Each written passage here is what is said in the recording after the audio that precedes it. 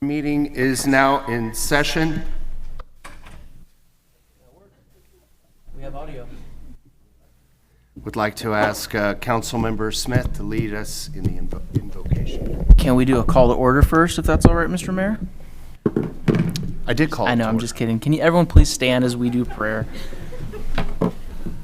Thank you. Dear Heavenly Father, thank you for once again an amazing day in Canyon Lake. Lord, a lot going on.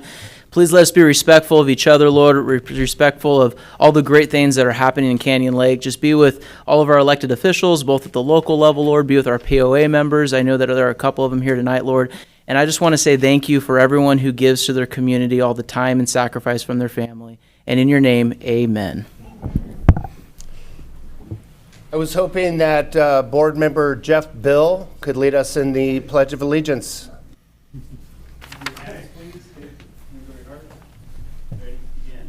I pledge Allegiance to the flag of the United States of America and to the republic for which it stands, one nation, under God, indivisible, with liberty and justice for all. You can be seated. Madam Clerk, would you conduct a roll call? Mayor Pro Tem Castillo. Here. Councilmember Smith. Here. Councilmember Stieber. Here. Councilmember Welty. Here. Mayor Terry. Here. Mayor, you have a quorum. I would like to request that our city attorney report out of closed session. Thank you, Mayor. For items 1 and 2 on the closed session agenda, the City Council gave settlement direction by a vote of 5-0. That is the end of our closed session report.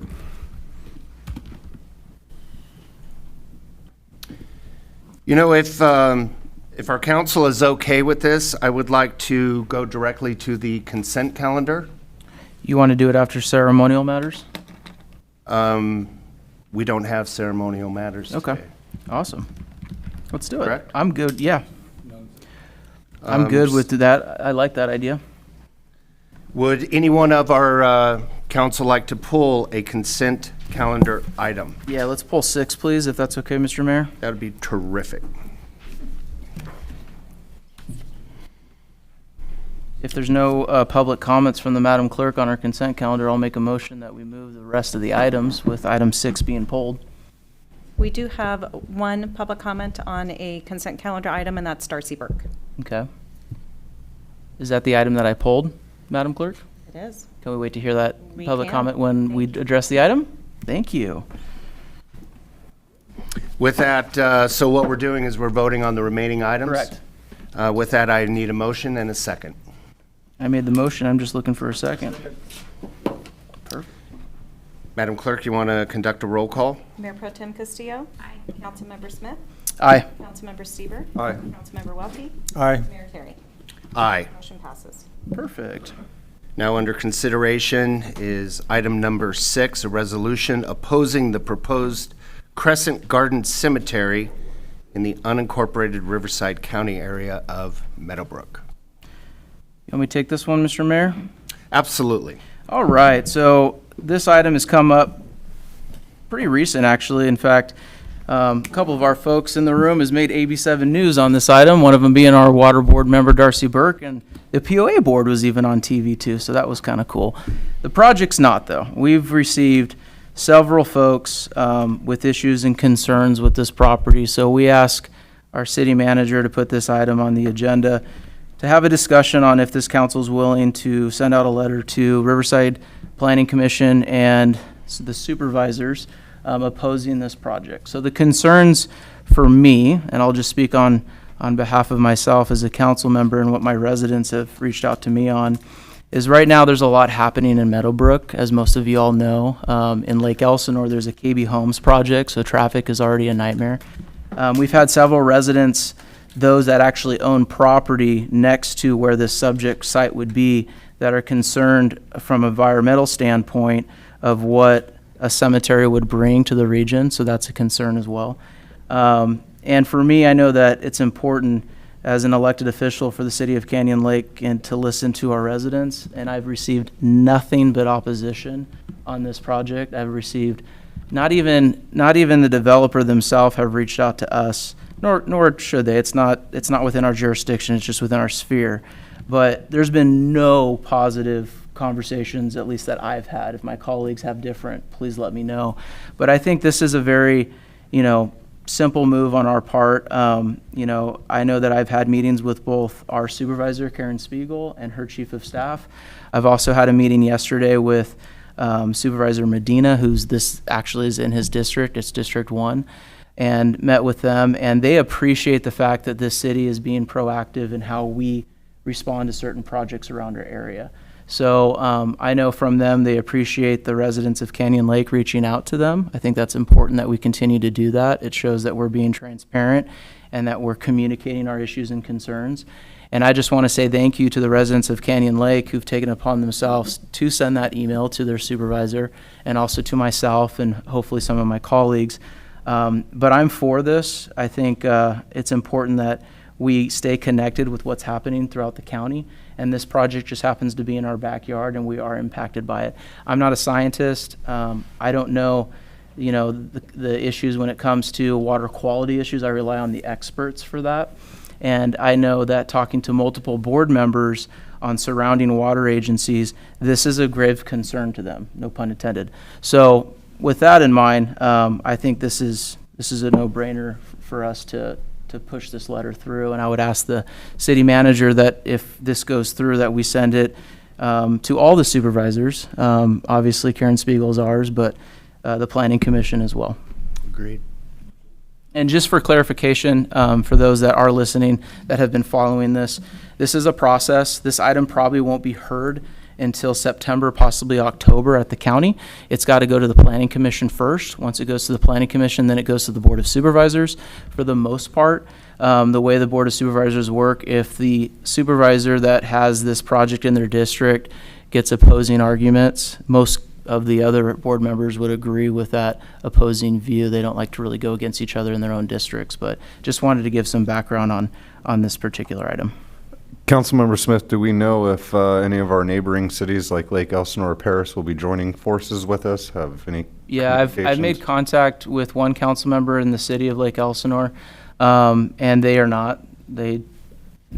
Doesn't bother them, no interest, So I haven't talked to Paris yet, but as far as Lake Elsinore, no. I know that they will not be. Any other comments? I'm interested in hearing the public comment.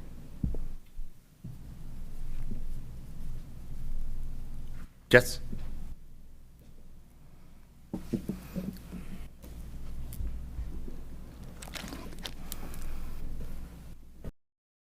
Try and keep it 3 minutes, because that's all I have, right, for public comment. So first of all, thank you for taking or considering this action. Elsinore Valley Municipal Water District is mandated to serve our customers. So you're not going to see this on our agenda.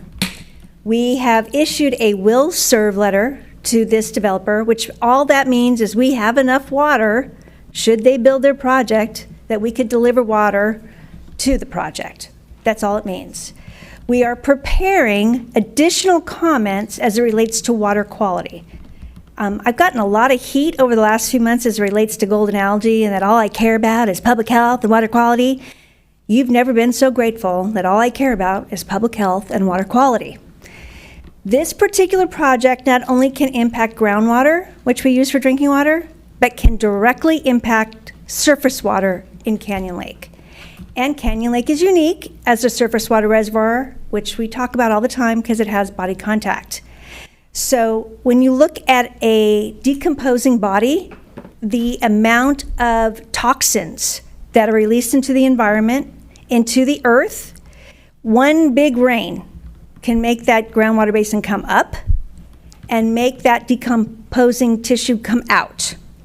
This is not something that's encased. This is not something that is sealed. This is something that is allowed to have a natural decomposing time. So our stance has been you'd have to do a ton of mitigation in order to make this project happen. The water quality expert we use, both for the golden algae, PFAS, and others, the risk is too great to risk it. And those were his words to me this morning. There's nothing you could do in his mind that would mitigate the risk to public health. And so I'm going to leave it at that. Thank you. Thank you. Oh, I'm sorry. I am going to add that Mayor Terry, Councilman Smith, and I are going to have a coffee, a special coffee, on Friday at 9 a.m. at the Country Club for discussion. City Council meeting is not the place for discussion, to answer your questions and concerns. For comments, yes. For discussion, no. So we hope you join us. That's it. Mr. Mayor, I also, I failed to mention that I actually think cemeteries are very, and I think, we have some gorgeous ones here in Riverside County. But unfortunately, when you look at the fact that we're next to we are part of a reservoir that happens to be a drinking reservoir, I think that's where most of the concerns from our residents, at least that I've received, the emails, the text messages, and the Facebook instant messages, have all been actually very positive for cemeteries as a whole. And it's just, we're next to a drinking reservoir. It's very simple. That's all it is. So I just wanted that to be I very think clear. it comes, that's exclusively the reason. Yeah. We do have a water expert. We're very fortunate that she's our director. And I've had the opportunity to spend quite a lot of time with our director, Director Burke, and so have you, in the subject of golden algae. And during that period of time, I have grown a much greater appreciation in the fact that we are a drinking reservoir. And sometimes I don't think we pay enough credit to the point that it is a drinking reservoir. And if the director in where I live, Director Burke, opposes this, I too oppose it. Yeah. And I agree, it's too big of a risk. The reward is not there, and I'm happy to oppose. We need, any other comments? What do you need? I move. I'll second. Madam Clerk, you want to do a roll call vote? Mayor Pro Tem Castillo? Aye. Councilmember Smith? Aye. Councilmember Stieber? Aye. Councilmember Welty? Aye. Mayor Terry? Aye. Motion passes. All right, we're going to move back to presentations, and we will begin with Elsinore Valley Municipal Water District Director Darcy Burke. Welcome back. Okay, so let's talk about golden algae. Because just because you don't see it doesn't mean it's not there. I like to equate golden algae like shingles. When the conditions change, it'll be back. So it's not gone forever. But the good news is, working with a number of stakeholders, we have a plan, and we're going to respond. So I want to thank the city manager for participating in that. I know our general manager has, LEJWA has, the POA has, and we won't be in the same situation we are now. And that's immediate response. Next steps, I think we're going to look at different monitoring and sampling options, especially monitoring. A monitoring system is only going to tell us key indicators that may lead to an incident like a golden algae outbreak or a blue-green algae outbreak, or pick a color at this point of an algae outbreak. And then what would be the appropriate treatment? And just so you know, treatment is not inexpensive. So you're looking at a lot of considerations. If we did not have body contact, it would be a lot simpler. We'd address it, we'd treat it, and we'd close it. Diamond Valley Lake, you just don't get to take your boat. People that buy a season pass, oh well, they really don't care. They're going to treat the lake, they're going to take care of the algae, close it for however long they need to, and then move on. Similar things have happened in Lake Elsinore. They've closed it for a number of days, and then as long as months before they open it up again, and there's treatment. So the body contact and the fact that it was a very lively fishery.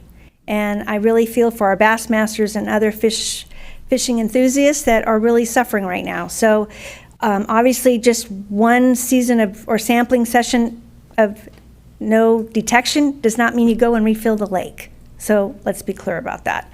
On other issues in Elsinore Valley, we are halfway through our regional wastewater plant expansion, so we've spent about $125 million. We have $125 million more to go. On our Diamond Valley Lift Station and expansion there, we're tunneling actually tunneling near Storm Stadium. You probably can't see it, but if you've been there, there's a big curtain there, and that's almost a 24/7 operation. And that will actually expand the sewer capacity, and we'll be able to connect the septic systems that are in Sedco and the avenues to our regional plant eventually.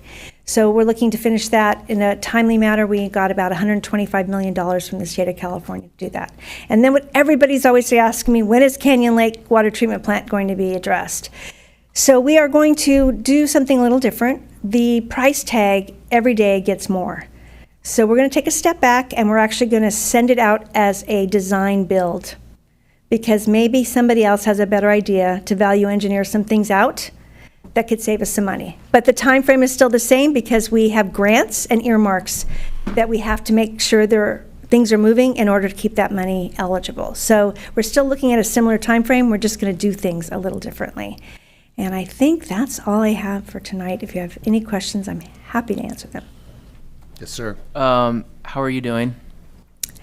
Well, I'm good. I'm really glad I spent my entire career in water quality and public information. As you saw me rudely reach over to talk to Aaron, I was telling him how much you have told me how you appreciated our relationship with your general manager and my city manager. Absolutely. And the work that we're doing with the POA to do all we can to inform the community on what's happening. So I want to say thank you, Darcy, because I know that you've pushed really hard for EVMWD to continue to bring in the city and use our resources. And I think Aaron's been really good at working with your general manager to ensure that we're trying to message the same thing. So I just want to simply say thank you. I know it's a lot of work. It's a lot of phone calls. You and I have been on the phone constantly, and I know that our residents have asked a lot of us.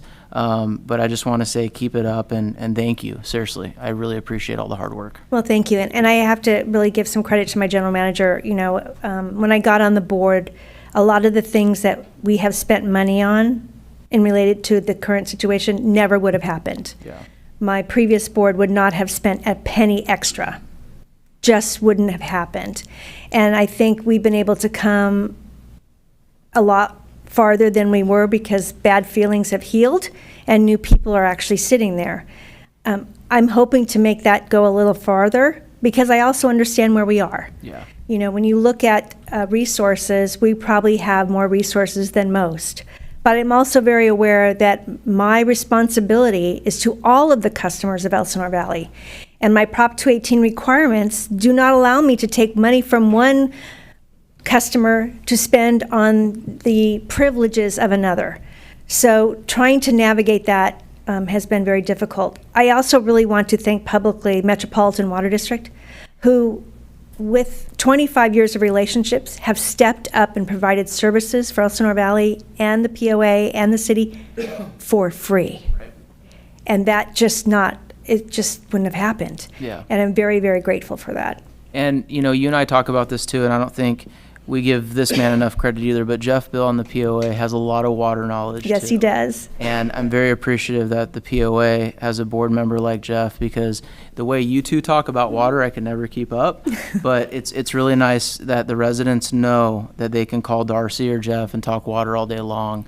And it makes our jobs a lot easier. So I just want to say thank you. Thank you, Councilman Smith. And I hope if people have concerns and they're not on social media, first of all, God bless you and thank you for not being always on social media and airing it all out there. But call me. I will call you back, and I will be happy to answer your questions.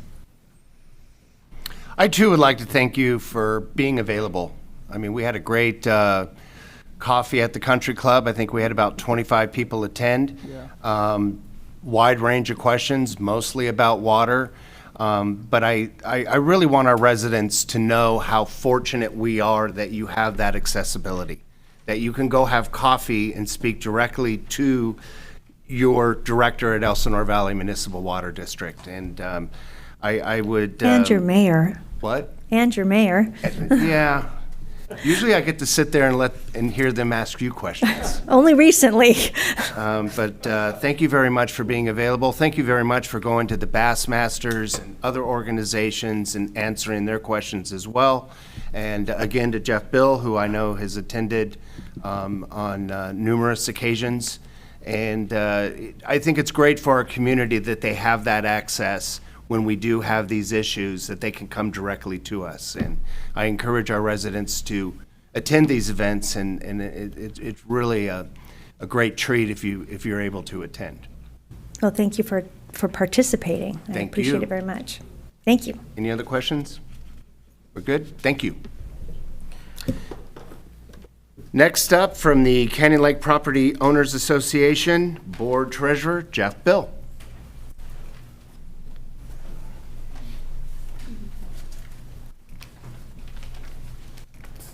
I really think you need a taller microphone here.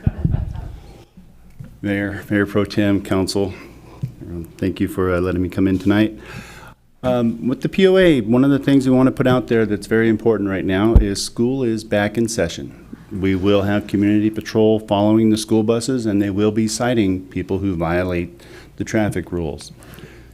Our lake is important, but so are the kids, so we are going to be enforcing that, and we will be enforcing it to the letter. So I just want to let everybody know, don't say you haven't been warned. Labor Day weekend is coming up. I'm sure we're all looking forward to that. If you are inviting guests into the community, please utilize our Go Access software. That will email or text your pass to the guest and expedite their entry. One thing to remember on holiday weekends, we do suspend service provider admittance. So they will not be permitted for things like DoorDash, pizza, contractors, anything like that. If you need to get them in, you're gonna have to put them in on your friends list. And also, this does not apply to in-home healthcare services. Obviously, we're not gonna block that out. In addition to all that, I was going to say, hey, great, we're out of the golden algae thing, but Darcy already covered that, and there's nothing I can add to what Darcy says. So, but speaking of the new lake, the lake issues that we've had, we have started a new lake advocacy committee, and their role is advocacy. They are not to put out any rules or anything like that. Their role is to educate the community, let them know the simple things such as washing your car, detergents have phosphates in them, those go into the lake, they feed the algae. It's much better to prevent the problem than to treat the problem, and that is our goal with this. So this Lake Advocacy Committee, it has been staffed. It will be working on educating the community on the lake health and advising the POA on recommended actions such as monitoring, testing, public notices. It is not taking action on anything. That is not their role. Purely educational. And to close, there's some upcoming events. August 23rd is Comedy Night at the Country Club. I think we can all use a good laugh, so come out and support your local community. Sunday, August 31st, Maui Sunday. I know a lot of you guys have been there and you're planning on going. I'm really hoping not to see Jeremy Smith in a hula skirt, but you know, whatever if he wants to go. That's going to be at the launch from 4 to 8, August 31st. And then just I wanted to remind everybody, even though it's been said already, Darcy is having coffee on Friday at 9 o'clock. If you have questions, there's going to be some answers, so I would invite everybody to go. And that's all we have, unless you have any questions. Thank you. Any questions? Good job, Jeff. Thank you, sir. Appreciate you. Thank you. All right, Canyon Lake Chamber of Commerce, President Johnny Panetta. The new president. Yes. Welcome. All right. Mayor Terry, Mayor Pro Tem, City Council members, city staff. Again, Johnny Pineda representing the Canyon Lake Chamber of Commerce, newly elected. Typically, John Grande would be up here, so I apologize for the downgrade tonight. So hopefully I can do the best I can. So recent events, Business Roundtable was on August 7th. Presenter was Carl Mata. Discuss social marketing, and our next Business Roundtable will be September 4th, where Cassidy Eden will discuss small business tax strategies. Now, we're changing, I say I, but we, the Chamber, are changing the Business Roundtables to more of an education, teaching the small businesses more of items that they can use in their business to grow their businesses and become stronger. After Hours Mixer was this past Monday, hosted by Caldwell Banker. Chuck was an extreme welcoming host. Business of the Month was Carl Mata of American Tradition Tattoo Company. an extreme host as well. A great facility, different than any tattoo shop I've been in. So I would encourage the public to visit that tattoo shop. Upcoming events. So Najera Family Law ribbon cutting and anniversary event Tuesday, August 19th at 5:15 in their Menifee office. Battle of the Business Saturday, September 27th between 10 and 2 o'clock in Sierra Park.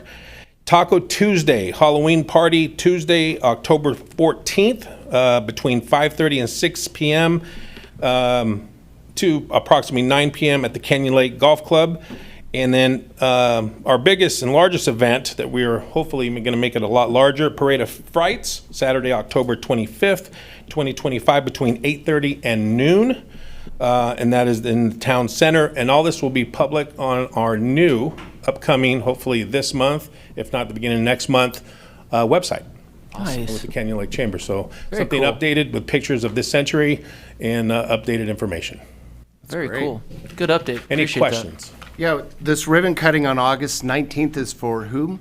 Ribbon cutting is Najera Family Law. They played a big part in the chamber in helping us out with no charge. So they helped us out. So I'm sure we would like to attend.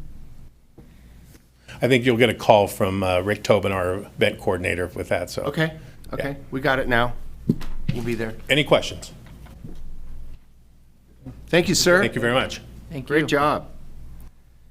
One of my favorite people in the world, Riverside County Sheriff's Department, Captain Rails. Good evening, Captain. Mayor, could I jump in before the captain gives his update?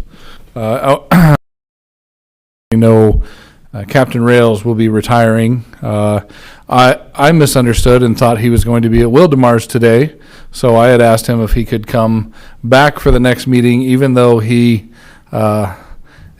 just be Jim that time when he comes in, and not Captain Rails. But we do want to thank him for everything he has done for the city and for how long has it been between lieutenant and captain for this area? Over 5 years. A little over 5 years. So I wanted to make sure everybody knows, one, how that happened, all me, and two, to make sure that they know that our captain is retiring and was gracious enough to come back next month. Cool. Well, my apologies on getting the mix up with Wildemar. I had my two lieutenants cover Wildemar meetings so that I can come and give you the last stats presentation that I will be presenting. So I wanted to do that with Canyon Lake, but But you I will love be us retiring. more. You still like us more than Wildemar, right? That's why I'm here. Okay, that's what I thought. Can't say that, but Yeah. I've spent more time here. Let's say that. Yeah, I love that. Oh, no, stick with what you had. Yeah. But I will be retiring on September 2nd. Will be my last day, and then I'm going right on vacation. So Good for you, Captain. Congratulations, be on my two friend. vacations when I come back to receive that. So. Cool. Well, good evening, Honorable Mayor, Mayor Pro Tem, City Council members, staff, and residents. I have the opportunity to present to you your second quarter stats, which cover April, May, and June. Let's first look at the calls for service. In April, we had 443 calls for service, up from 382 the prior year. In May, we had 434, up from 426 the prior year. And in June, 456. Up from 360 the prior year. If you look at most of the calls for service and times, starting from the left, it's midnight till 6 in the morning, and then 6 in the morning till noon, and then noon to 6 o'clock. And then the last bar is 6 o'clock in the evening until midnight. So most of your calls of service are coming in from 6 o'clock until midnight, or the bulk coming in from noon to midnight. I'm breaking those calls down a little bit further. In April, 213 of those calls were dispatched. The other 230 were proactive calls from your deputies here. A lot of those are business checks, area checks, doing traffic stops, pedestrian checks, those types of things. So April, 213, and proactivity is 230. So that's right at 48%, which is about the normal for dispatch calls, which is a daily average of 7 calls per day. In May, we had 250 with 184 proactive. That's 57.6% with just a little over 8 calls per day. And in June, 226 dispatch calls, proactive active calls were 230, so right at 49.56%, with just about 7.5 calls per day. So we're daily average of actual legit calls dispatched coming in from the city of Canyon Lake is 7 to 8 calls. So it usually stays right around there. And I think the last time I broke it down, it was right at the same numbers. Looking at arrests for those 3 months, in April we had 1 felony arrest, and that was for 422 PC, which was a domestic incident where terrorist threats were made. So that's a felony arrest, and then 1 domestic violence arrest in May, and then 1 domestic violence arrest in June. So all 3 were domestic violence incidents related. Go over to the right, the misdemeanor arrests. We had 8 misdemeanor arrests in April. 2 were for arrest warrant service. 1 was for a temporary restraining order. 1 was for DUI, and then 1 for obstructing an arrest, 1 for vandalism, and then 2 for drunk in public. Looking in May, we had 7 arrests for misdemeanors. 2 were for warrants, 2 for drunk in public, 2 DUIs, and then 1 for battery. Looking at June, we had 5 arrests for misdemeanors. We had 1 arrest warrant service, 1 for drunk in public, and 3 DUIs. So that's your breakdown for all your arrests for the 3 months. Let's take a look at your Part 1 violent crimes. April, May, and June, we had no robberies, rapes, or homicides, which is great. We had 3 aggravated assaults in April, which are probably related to your 3 domestic violence incidents. In May, we had 2 aggravated assaults, and then 2 in June. Most of those are related to either fights or domestic violence related. Look at your Part 1 property crimes. In April, we had 3 larcenies, which are thefts. You had 1 theft in May, and then 1 burglary in May. And then in June, you had 9 thefts. Most of those were related to 1 suspect who was arrested for several of those incidents. Looking at your average response times, priority 1 call is your highest priority call, and how we calculate that is when the call comes into 911, from the time the deputy is dispatched the call to arriving on scene is the response time. So your priority 1, which is your highest priority, just over 8 minutes in April, 7.5 minutes in May, and then June right at 7.25. Looking at priority 2 calls, which are your next priority, right around 19.5 minutes. May was 20, and then down to 17 in June. And then on and on from there, anywhere from 32 minutes to 49 minutes on your low priority calls. And how that works, the reason the priority 3s and 4s get so high is because a lot of times the deputy is on one of the priority 3 or 4 calls. And if they get dispatched to priority 1 or 2 in the middle of that, they put the call back in pending, respond and handle the higher priority call, then they go back. So sometimes it kind of messes up those lower priority calls. Here are your traffic stats for the 3 months. Total collisions in April were 5. Total citations issued were 4, and you had 1 DUI arrest. In May, there were 2 traffic collisions. 2 total citations, and then 2 DUI arrests. In June, we had 5 total collisions. Total citations were 4 and 3 DUI arrests. So we had no fatal traffic collisions or no major injury traffic collisions for those 3 months, which is great. Let's take a quick look at the 4th of July stats for that day, which is actually a pretty calm day. A lot better than the last few years. We had 33 total calls for service. Only 12 of those calls were dispatched calls, 21 were self-generated. We had 1 DUI arrest and then 1 injury traffic collision. And that was related to the DUI, so just one major incident.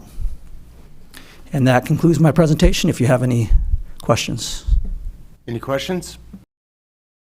Just want to congratulate the 4th of July and all the work that went into it. We have a bunch of coordination between the city and the sheriff and the Marine Patrol and Community Patrol and code enforcement, and they all work together and meet. We have code enforcement out in boats keeping the people away from the fireworks. We have the fire department running around the city and also on the island. The sheriff's running the streets, the community patrols also helping with the streets, and then we have the boat patrol. They're out there keeping the people as safe as possible. And I have to say I was very impressed with the day, and like you say, it was a less bad things happened this 4th of July. Yes. And the work you guys getting ready for it, I thought was totally what made it all work so well. So thank you all for working together and making it such a great day. Any other comments? Questions? Just congratulations, my friend. Thank you. Well-deserved retirement. Thank you very much for all you've done for our community. You're accessible. Our community loves you.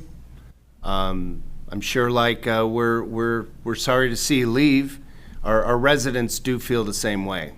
Your name has come up in several different roundtables and coffee at the country club, and everyone has the most respect for you, and that's a compliment to you and for all you've done for our community. So thank you very much. Enjoy your retirement and enjoy your vacation and grandchildren, correct? Yes, sir. 3. Thank you very much. Thank you. Love it. Now for my favorite person in the universe, Candy Lake Fire Department Chief Latendress. I thought I was your favorite person. Wife's gonna be very. Good evening, Mr. Mayor, Mayor Pro Tem, City Council, City Staff, Jeff Latendress, Fire Chief. And I'm here to present the statistical information for the month of June and July. As the council was dark in July, we didn't really cover anything, so we'll go very quickly over some of the numbers from. So in the month of June, we ran 79 emergency responses, and then in July we ran 84. So a little bit slower than what we saw in May, but kind of around our average of about 3 to 4 calls per day. Of those responses, we had 7 fires, we had 43 EMS incidents, 1 hazardous conditions, 6 service call, 24 good intents, 3 false alarms, for a total of 84 responses. In June, we had 3 fires, 49 medical aids, 8 service calls, 15 good intents, 4 false alarms, for the total of 79 responses during that month. Our response times in June needed some improvement, and we looked at that and we were able to improve in July, but for the most part, our average response time and turnout time specifically in June was 43 seconds, July was 49 seconds. Our travel time, the distance from the time it takes from us to leave the station and arrive on scene, in June was 5 minutes 39 seconds, in July was 5 minutes 21 seconds. And then the overall response time, which is our turnout time plus our travel time for June, was 6 minutes 22 seconds, and for July it was 6 minutes and 1 second. That's what we do 50% of the time. We like to critique us a little bit harder, and so we want to try to achieve our standards 90% of the time. So 90% of the time, our turnout time is 1 minute 16 seconds. So we cut about 8 seconds off the month of June, which was 124. Our travel time in July was 7 minutes 33 seconds. In June, conversely, it was 8 minutes and 29 seconds. So our overall response time in July was 8 minutes 30 seconds, which was 32 seconds than June's at 9 minutes and 2 seconds. So again, we made some improvements over the last couple months. We did achieve our goal for turnout time. That's the one item we can control. We still have some improvement to do on both the overall travel time and response time, but we don't really control that. It's wherever we are and wherever the call is. Automatic and mutual aid given during the month of July. During July, we responded to 16 incidents outside the city. 15 of those were in the Lake Elsinore zip code area, and 1 was in Menifee. So thus far this year, we've responded to 63 incidents outside the city. 55 in Lake Elsinore zip code, 8 in Menifee, and 1 of those was in Los Angeles counties in January when we went up to the fires, specifically the Eaton fire. I talk about the Lake Elsinore zip code, but if you look at the map where the calls are actually occurring, you could see that it's not a true representation of Lake Elsinore. There were 4 incidents during the month of July that were way up in Meadowbrook, almost into Good Hope, and then another 5 that were more in the Meadowbrook area, some of them right off of Greenwall. So it's a little deceiving. And then you could see Quail Valley had 1, Canyon Hills had 1, and then down near the freeway off of Riverville Canyon Road is where those responses were. Conversely, Riverside County came in 2 times during the month of July. So far this year, they've responded 38 times to assist us when our unit was busy on another call or when the incident necessitated additional resources. As the captain stated, 4th of July was relatively quiet. We did staff our second paramedic engine for the 2-day because the 4th of July fell on a weekend, so we had them there for Friday and Saturday. We responded to 10 emergency incidents during the 24-hour period of 8 a.m. Friday to 8 a.m. Saturday morning. 3 of those were fire-related. All of those involved fireworks. We had 4 medical responses, the same traffic accident that the sheriff went to, a false alarm, and a public service request. Saturday, second day of a 3-day holiday weekend, was not as busy as Friday was. And so that concludes my report for the month of June and July, and I'm available for any questions that you may have. Any questions? Thank you very much, Chief, and once again, congratulations on the 4th of July. Great job. Now for our nonprofit spotlight. This is something that we have began this year, and that is where we introduce our residents to the amazing nonprofits throughout our region. And today it's going to be Michelle's Place, but perhaps Councilmember Stever, who I know has a great involvement with Michelle's Place, would like to do this introduction. Thank you, Mayor. I'm honored to be a part of the Michelle's Place family. I've been sitting on their advisory council for the past few years. And prior to that, I kind of got, I don't know, you'd say probably 400 or 500 people involved a couple times a year to raise money and support their endeavors. Once I joined the Michelle's Place team, I saw it was more than just the southern western Riverside County. This flows into San Bernardino. This flows into San Diego. And, you know, cancer is in our dialogues every day almost anymore. I don't want to steal too much of the thunder because my good friend Kim Garish, who's the executive director here, but I would really love for you to talk about your endeavors, how the community's been supporting Michelle's Place, and you know where we can keep helping you out. But appreciate you coming tonight, and Mayor, I appreciate you having these on the agenda every month. So thank you. Thank you. It is too short of a microphone. Darcy size. It's Darcy size. Well, you're here more than I am, so. Well, thank you, Mayor, Mayor Pro Tem, and Council for having the nonprofit spotlight, not just for the hard work that all the nonprofits do in our communities. It is hard work, and so it's nice to be able to talk a little bit about that. And thank you for having me. I've never been to a Canyon Lake City Council meeting, so this is nice. And thanks, Josh, for the introduction. Right. I heard it was a slow night. Yeah.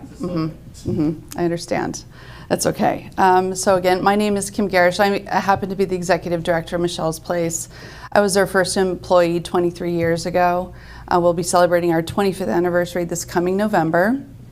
We started as a breast cancer resource center, and obviously the need for resources for cancer patients and their families really just forced us to expand to serve all cancers just about 5 years ago. So I have a short video I want to show that will just highlight our services, and then I'll talk a little bit more about Michelle's Place. Like magic, it happened. When Michelle's Place stores, they really don't know what to expect. They're typically scared, they're very emotional. They're welcomed by smiling faces at our volunteer desk. They might get a hug. It's a warm welcome. It's a safe place. We have art classes, Tai Chi, yoga. We have a variety of things. And sometimes they just need a wig. They know what they're coming here for, or they're gonna have a mastectomy, and we can prepare them and give them the pre and post things they need for that mastectomy. We just wanna do what we can to get them through their journey, whether that's empowering them, educating them, advocating for them, or giving them the comfort and the love and the compassion that they need. When you don't know what you're going to face, they can walk you through it. They can give you the resources that you need. If you need to become part of a support group of cancer patients, they have that here. If you need a chemotherapy kit to get you through your chemo, they have that here. If you need financial aid resources, they have that here. And if you just need a hug from somebody that says, hey, you're gonna be okay and you're not gonna be alone in this journey, you're gonna find that here. Thank you so much to all of you that are making the donation to Michelle's Place. You are really impacting not just the cancer patient and that cancer survivor, you're impacting their entire family and all of those that they love who are enjoying this journey with them. And so from the bottom of my heart, from my little 3 kids and the people in my life that have been affected, I just want to say thank you so much for donating to Michelle's Place.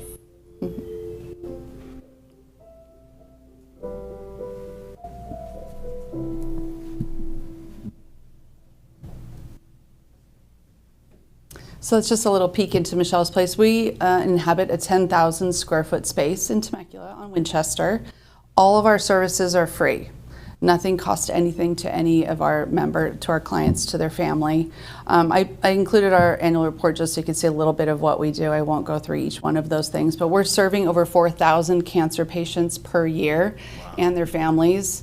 And the need, of course, continually grows. I want to thank you guys. We started something that Josh mentioned, our Hope Lights the Night.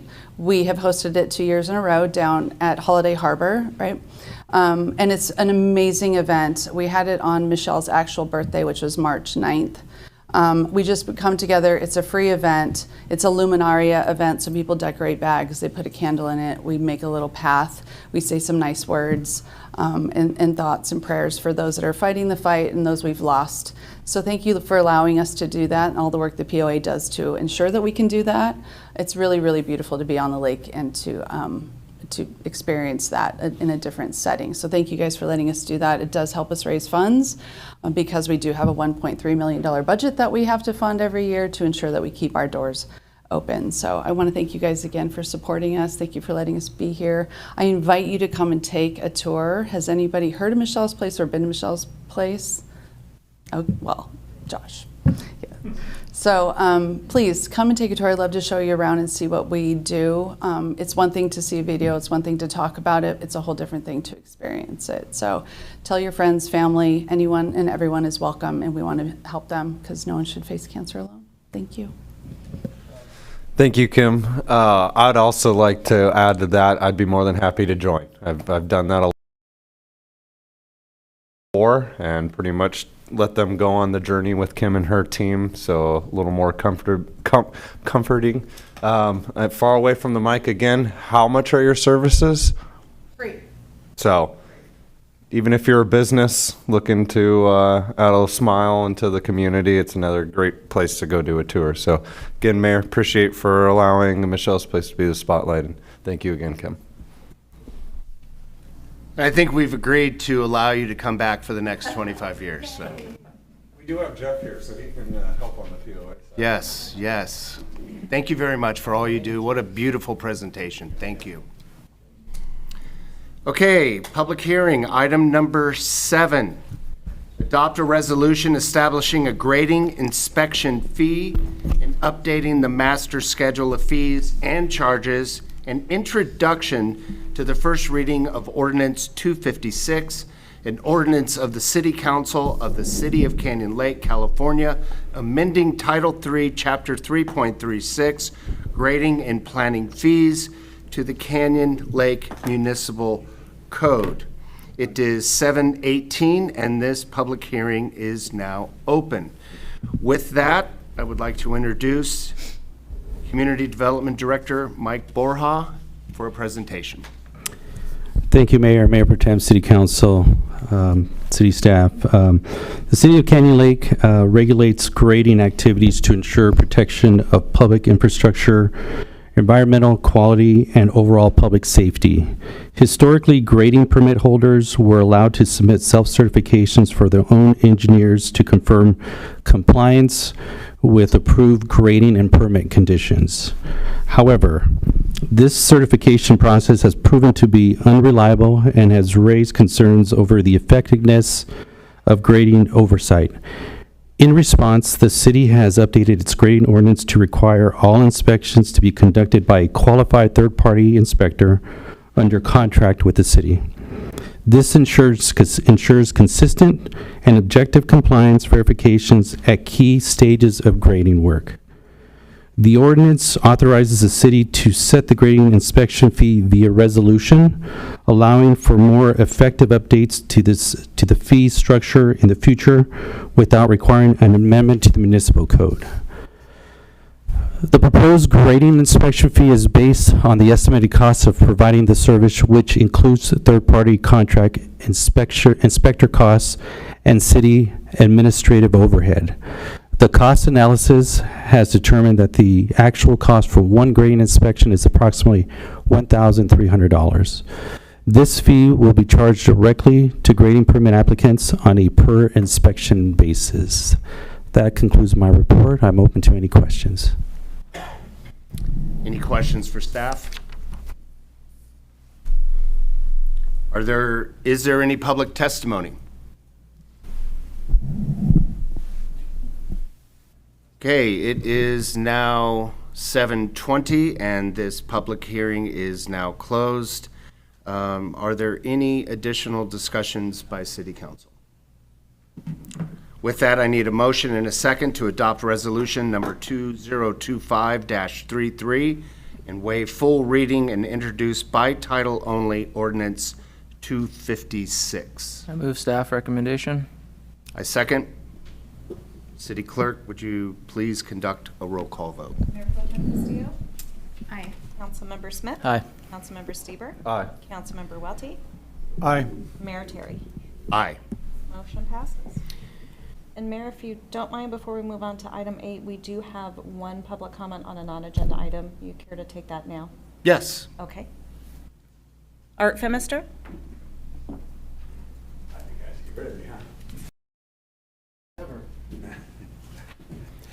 Good evening, everybody. I thought since everybody else made a point about POA member, or POA director, Jeff Bill, I should say something, so Jeff Bill, so on that. Okay. Moving forward there, I also wanted to, here for two purposes tonight. I wanted to first also say, wish our best to Captain Rails. The day I was sworn in as a patrol volunteer at the Lake Elsinore Station, the previous captain, we won't say his name, was somewhat delayed and on his way out the door, and I'm sitting around going, am I getting sworn in today? And the deputy said, I'll swear you in. I said, okay. And then, so who's the new guy? Because everybody's, I don't know, this guy Rails or whatever like that, and everything, you know, the mumbling going on like that. And then I'm, always kind of wondering, because I knew the other captain, and he comes in, he's happy, he's open, he's talking, and like that. Sure, sit in the office with chit chat, so you always enjoyed. It seems like the 5 years you were there, I was there at the exact time too, and then some. So we appreciate your openness. The volunteers always appreciate how open you were to everybody. You made them feel part of the family, and that's important. So we wish you the best, and who knows, maybe we'll see you again. You never know. On that happy note, we'll go to a different subject. So regarding the project in Meadowbrook, there's an old saying, and maybe I'm the one that made it up on that, no one's in charge because everybody's in charge. Last night we had a good kickoff, I think, on the ABC News that brought a lot of attention to the situation. It was well spoken. The Ruffs were here. They left earlier. I'm not sure why. But they brought that to the attention. They stated pretty clearly inside there. But now we're at the point, what do we do now? And right now, there's everybody for the best of their own reason. Oh, call Karen. Call this person. Call this person. Call that person. When's the meeting? When's this? When's that? It'd be nice if we had a single point of contact. Doesn't mean everybody has to follow your lead, the council, but somebody to take the lead, maybe someone who's worked in water before, that's also a council member that's retired, I don't know, Council Member Welty, for example, might fit the bill on that. So, or someone inside the city there to take the bull by the horn now, say, we got some momentum, let's stick with this, folks. We can't tell you what to say, but here's going to be the next meeting. If everybody wants to go, we're going to have a representative there. And here's what's happening next. We should all do this. We suggest you do this, and try and have a consolidated voice, because this bouncing all over the place doesn't do any good. Again, it's not your job to tell people what to say. They're entitled to their own opinions. We know we all want to be respectful. That's the critical part inside there, and stick to the point of that. But there's so many unanswered questions right now. I think that would be helpful if the city, just because nobody else is, who else would do it if nothing else on that? So that's just a recommendation I'd like to pass on there. And Dale, we're looking forward to your leadership on this. That would be great. Or Councilmember Welty. This would be wonderful. So, or whoever you choose to do that. Thank you for the nomination. You're welcome. Yes. All right. Thank you again, everybody. Have a great rest of the summer. turn the thing, was that ever turned on? No, yes, I guess it was, You okay. turn it off. Where's that? Yeah. This is what happens when you get old, okay, yeah.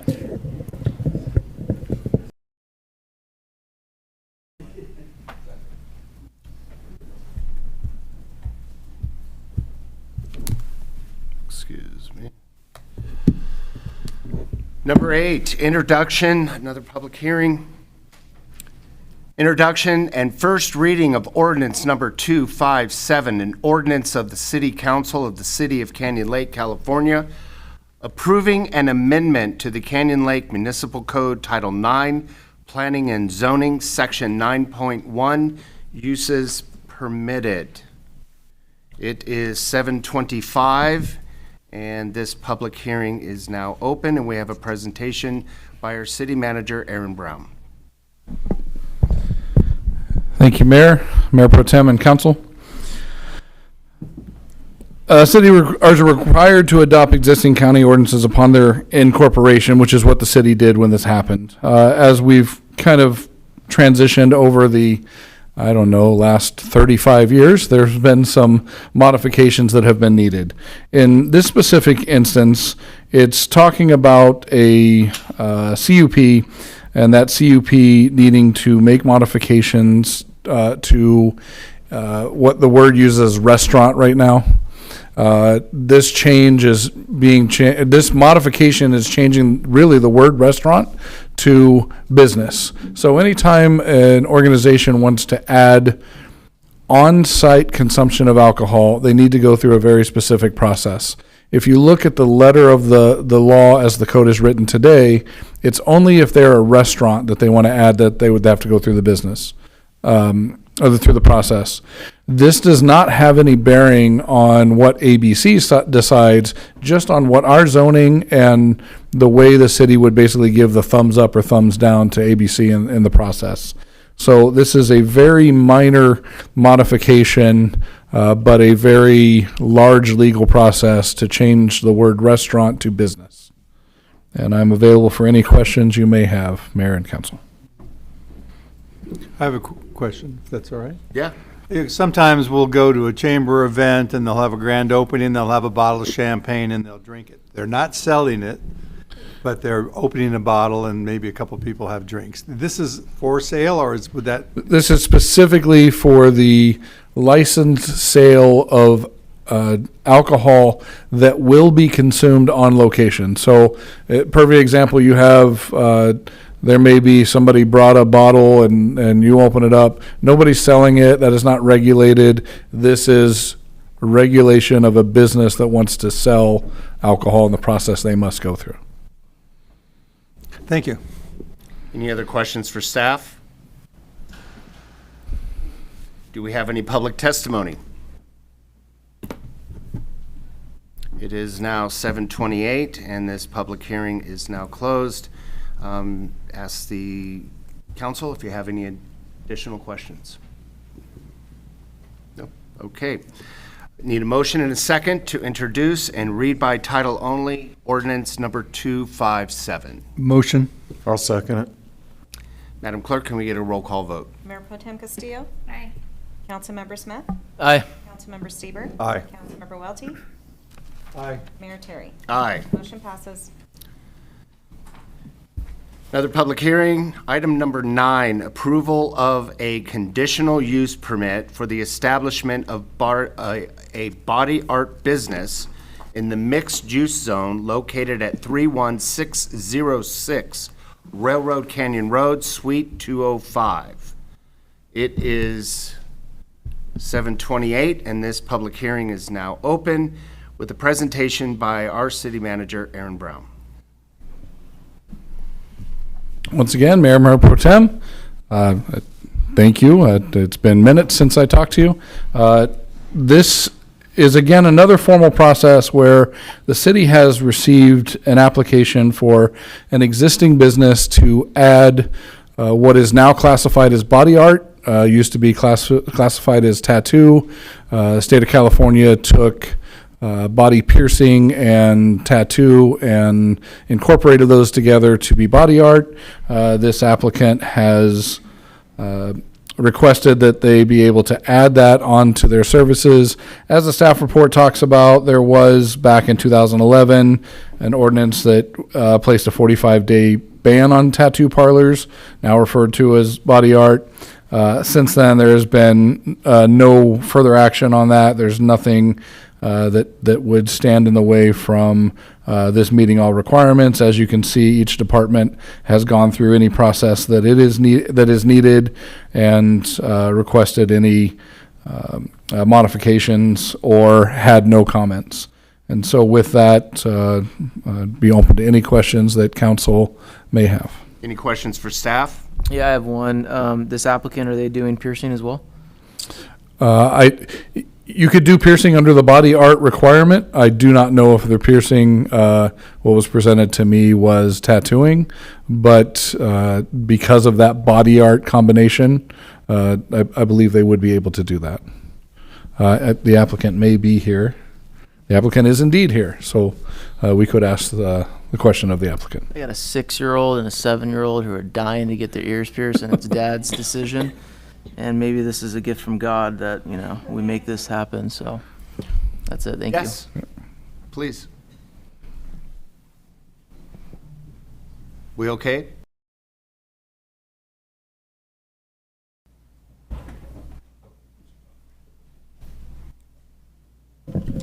Thank you. Thank you for having me. My name is Marlene Perez. I can present myself a little bit in the business and then open it to questions. I'm a single mom with 3 boys back there with me. My journey started due to breast cancer, and I started tattooing. I got my first ones due to that. And so we started our business in Lake Elsinore, and we specialize mostly in women. What that is we do fine line art. We fix scars. We do revisions like that, and permanent makeup. People with no eyebrows, things like that. We do offer piercing for little ones as well. We also offer very specific piercing, which is for acupuncture, migraines, trauma, different things like that. So our business is very specific, and it's been a beautiful journey so far. And what brought me to Canyon Lake is we actually live in Quail Valley, and so it's nice for me and my children, and we'd love to continue to offer these services to everyone in this area. So, any questions? Any questions? I actually do have one. Have you been able to connect with Michelle's place before? I've not. I know she snuck out, but I'll Yeah, I've actually had a lot of very sweet local women, and a lot of, and a little bit about me. I've been working for the state of California for 17 years for a nonprofit. I help adults with disabilities find work. And so every type of person I know, and so I feel like my life has just kind of slowly brought me to serving people in a different way. So, yeah. Thank you. I have a question. Yeah. Yeah, on the number 13 here, it's ongoing conditions. It basically says something about having to have visibility in your window. It's all new to me. I assume there's some sort of safety requirement that people can observe the tattooing. Is that what that's about? I don't know what that. It says the applicant shall keep windows free from obstructions that may inhibit visual access inside the building aside from window tinting and advertising. Oh, okay. So just the comment is we recently allowed for full window advertising which would seem to be not exactly in line with this statement. I think you're great. This isn't your issue. I can answer that, Yeah. Councilmember. So with that specific condition, I believe it gives the exception of advertising. What number? I forgot the number. 13. Aside from window tinting and advertising. So if you had advertising on there, it would block it, but it is exactly what you're saying, to be able to see in and see what's going on. But advertising is a specific exception to that. But they could do their whole windows with advertising and block of view. As long as it meets, we also have requirements for what that window advertising is. It has to meet those, but that is correct. But we voted like 2 years ago to allow the full window to be covered. Right, but there's conditions on that as well. It's not just cover your windows. You have to meet specific guidelines on that. So it would still fall under those. You still think that this will be fine? This is not Correct. a big conflict? Yep. I just ask that you maintain the spirit of the statement there, and I think you will. It's not a problem. Yeah, I think the only thing would be if somebody needs privacy, because some people do take their clothing off. Yeah, we get There'd be a couple adjustments. I'm sure it's been addressed. I just saw it in here, and it seems to be contradicting what we had done earlier. Yeah, so far nothing on my windows. I mean, I've been waiting. Okay. Any other questions? Thank you. Thank you. Are there any rebuttals? Okay. It is 7:35, and this public hearing is now closed. Any additional questions by council?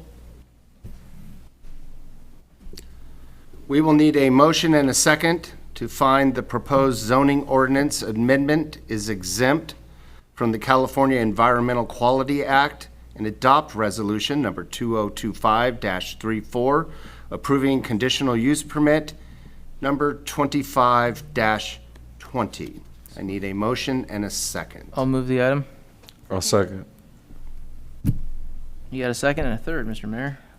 That's great. City Clerk, can you conduct a roll call vote? Mayor Pro Tem Castillo? Aye. Councilmember Smith? Aye. Councilmember Stieber? Aye. Councilmember Welty? Aye. Mayor Terry? Aye. Motion passes. Business item number 10, consideration of award of construction contract for Railroad Canyon Road, HSIP project, CL-003. Once again, a presentation from our city manager, Aaron Brown. Thank you, Mayor. This recommendation is a bit of a two-part recommendation in that we are recommending that City Council approve the plans and specifications for the HSIP project, but also award construction contract to the lowest responsible bidder, which is LC Paving, for the sum of $1.6 million. Additionally, if LC Paving and Sealing declines to execute the contract, we are asking for council to approve the plans and specifications and award the contract construction to the second lowest bidder, which is All American Asphalt, for the sum of $2.523357.10 million. This is coming from HSIP grants as well as SB1 gas tax. This is not coming from general fund money, so I think it's important to note that. The reason that we are looking at this is if the first bidder is unable to move forward the way it is, we would like to get started on this contract right away and be able to move forward with a second bidder. And I would be happy to take any questions you may have, Mayor or Council. Council have any questions? Madam Clerk, are there any public comment cards on this item? There are not. I need a motion and a second to award the construction contract to LV Paving. OR, award the construction contract to All American Asphalt. So moved. Second. City Clerk, can you conduct a roll call vote? Can we just verify exactly what that motion is? Absolutely. The motion will be to approve the plans and specifications for Railroad Canyon Road HSIP project CL-003, award the construction to the lowest responsible bidder, LC Paving and Sealing, allocating the associated money, $63,000 for testing and construction, authorizing the city manager to approve change orders up to 10% of original bid, and authorizing city manager to execute the construction contract, or if LC Paving declines to execute the contract, approving in the plans and specification for the Railroad Canyon Road HSIP project CL-003, award the construction contract to the second lowest responsible bidder, submitting responsive bid All American Asphalt for the sum of $2,523,357.10, also allocating $158,880 for construction and administration and inspection, allocating $63,000 for testing and construction staking, authorizing the city manager to approve change orders up to 10% of the original bid amount, and authorizing the city manager to execute the construction contract with All American Asphalt. That's it, just that. Thank you for those moves. Madam Clerk, my motion still stands. Bidder has 10 days? That is correct, 10 days from award. Motion still stands. Second. Are you happy, Madam Clerk? Thank you. I just wanted to make him say it. Mayor Pro Tem Castillo? Aye. Councilmember Smith? Aye. Councilmember Stieber? Aye. Councilmember Welty? Aye. Mayor Terry. Aye. Motion passes. Item number 11, introduction and first reading of ordinance number 258, an ordinance of the City Council of the City of Canyon Lake, California, to repeal and replace Title III Revenue and Finance, Chapter 3.08, Purchases of the Canyon Lake Municipal Code. Once again, presentation by City Manager Aaron Brown. Every now and then, you get a new city manager, and every new city manager wants to have a purchase and procurement ordinance that is effective, that they believe will allow them to achieve the objectives of the city council has laid out for them. We had updated our purchasing ordinance a few years ago, but after having several discussions with the city manager and based on his experience in other jurisdictions throughout the Inland Empire, we felt that there were significant updates that could be made here that would allow the city to operate in a much more efficient and effective way. So what you have in front of you is a repeal and replace of the city's purchasing ordinance. Fundamentally, many of the types of contracts that the city manager is authorized to enter into are the same. But you have a lot more clarification and specificity that clearly outlines the role and authority of the city manager. And if there's anything in particular the city manager wanted to talk about, turn it over to him. One thing I wanted to do is thank the department heads, because we did as a team go through everything and try to find areas where we could more efficiently do the city's business, get through what we're trying to get through in the most transparent and effective way, and keep both of those in mind at all times. So we're very happy with what is compiled here and feel it will best allow us to do the city's business. Any questions for staff? Madam Clerk, do we have any public comment cards on this item? Mayor, we do not. Need a motion and second to waive full reading and introduce by title only ordinance number 258. Before that, love to, nothing for staff, just want to talk amongst the colleagues on this. City manager and I had a great conversation yesterday and loved how we're seeing some of these updates, streamline processes.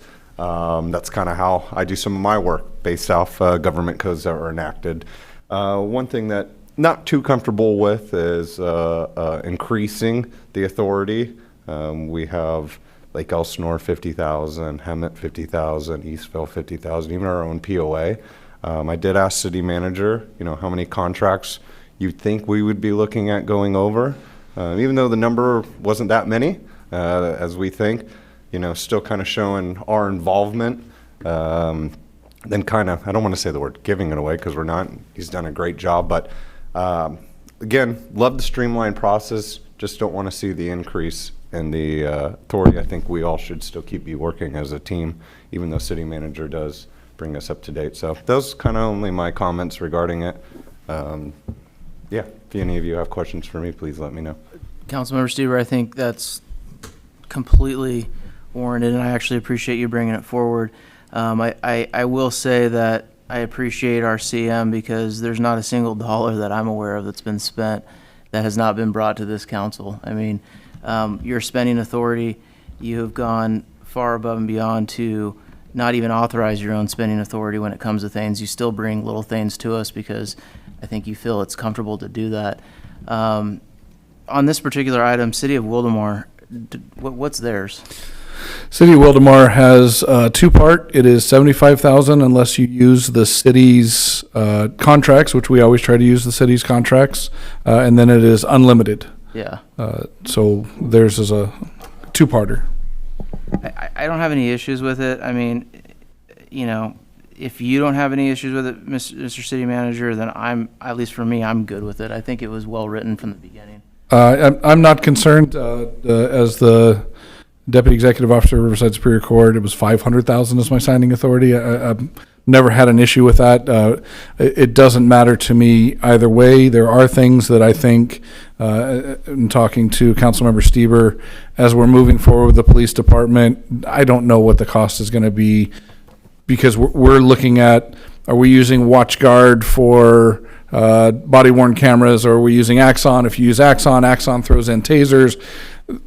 Could that exceed the 50,000 for those items? Absolutely, and it would be advantageous for the city to be able to move forward with that item, but those are the only ones I could think of.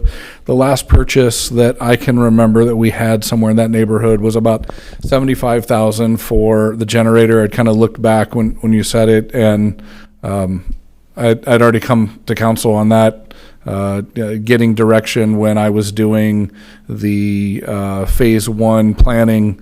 So as the council member said, I try not to do anything where I surprise the council ever. It's one of the reasons why I like to have my review on frequently, because I come in and say, hey, here's what I'm looking at. I'm looking at these things. How would council review my performance if I went in a direction like this? Because I want to make sure I'm as much in lockstep with what the vision of the council is as possible. And sometimes we, as the city manager, you're the CEO of the corporate organization, and so there are times you have to make those judgment calls. And what I try to do then is come back and say, hey, council, here's the direction I went. Is that in line with what your expectations are? So would in no way, shape, or form consider it offensive. Never had an issue with my signing authority, but this is a carryover of what I've had in the past with other organizations. I also think, Councilwoman Castillo, you remember, Chief Latendresse, you remember, there's times at which things have to be bought, especially starting a fire department. I remember that you were under the gun on so many different items that, having the authority or looking at things and being able to make accurate decisions based upon spending authorities or whatnot, it comes into key. So for me, I think it's fine. I know what we have coming up, especially when we look at the police department. We're going to be under a timeline on certain things. So I think you bring up a good point. I'm good. I'm good with it as is. If any of my colleagues want to make the change on it, I think I'm completely fine with the way it is. My comment is there's always reporting. Anytime you spend any money, it comes up in the next month's report, right? I mean, generally. It's not like you spend $150,000 and 8 months later we realize you spent the 108. No, it's pretty much comes up in the next spending cycle. And I've failed you if you're finding out that I spent that kind of money on a report and not from me. So absolutely, there are numerous checks and balances in the system. I appreciate the concern on behalf of Councilmember Stieber, but I also appreciate the communication on behalf of Aaron Brown and the history that I've had of that communication. Sometimes it's over communication, but in this case, it's good. And I think we all agree too. He wouldn't be in the chair if we're worried about him spending. well, he knows that too. Yeah, he knows it very well. So we've made a point of that. Any other comments? I need a motion and a second to adopt urgency ordinance number 259. I'll make the motion. To introduce and read by title only ordinance number 260. So move, Mr. Mayor, if there's no public comments. Second. I do apologize. Madam Clerk, do we have a public comment? We do not have public comments, but we are ordinance 258. That is correct. Motion and a second to waive full reading and introduce by title only ordinance number 258. I apologize. So move, 258. Do we have a second? Yes. Cool. City Clerk to conduct a roll call vote. Mayor Pro Tem Castillo? Aye. Councilmember Smith? Aye. Councilmember Stieber? No. Councilmember Welty? Aye. Mayor Terry? Aye. Motion passes. Item number 12. 1, adopt urgency ordinance number 259, an urgency ordinance of the City Council of the City of Canyon Lake, California, formally establishing a Canyon Lake Police Department, declaring the city's intent to participate in the California Peace Officer Standards and Training, post Program, accepting penal code requirements and authorizing necessary implementation actions. And 2, introduction and first reading of ordinance number 260, an ordinance of the City Council of the City of Canyon Lake, California, formally establishing the Canyon Lake Police Department, declaring the city's intent to participate in the California Peace Officers Standards and Training Post Program, accepting penal code requirements, and authorizing necessary implementation actions. Once again, we have a presentation by our city manager, Aaron Brown. Thank you, Mayor. This one is very easy. As we've gone through the process with CalPost, the requirements they gave us talked about the resolution that we needed. The form even said, submit your resolution. We went through the whole process. They contacted us and said, we don't want a resolution from you. We want an ordinance that says this. And so we are here to do as CalPost has requested. This ordinance is exactly what they're looking for. This just moves us to the next step so that we can be recognized by California Police Officers Standards and Testing, CalPost. And they've been great, right?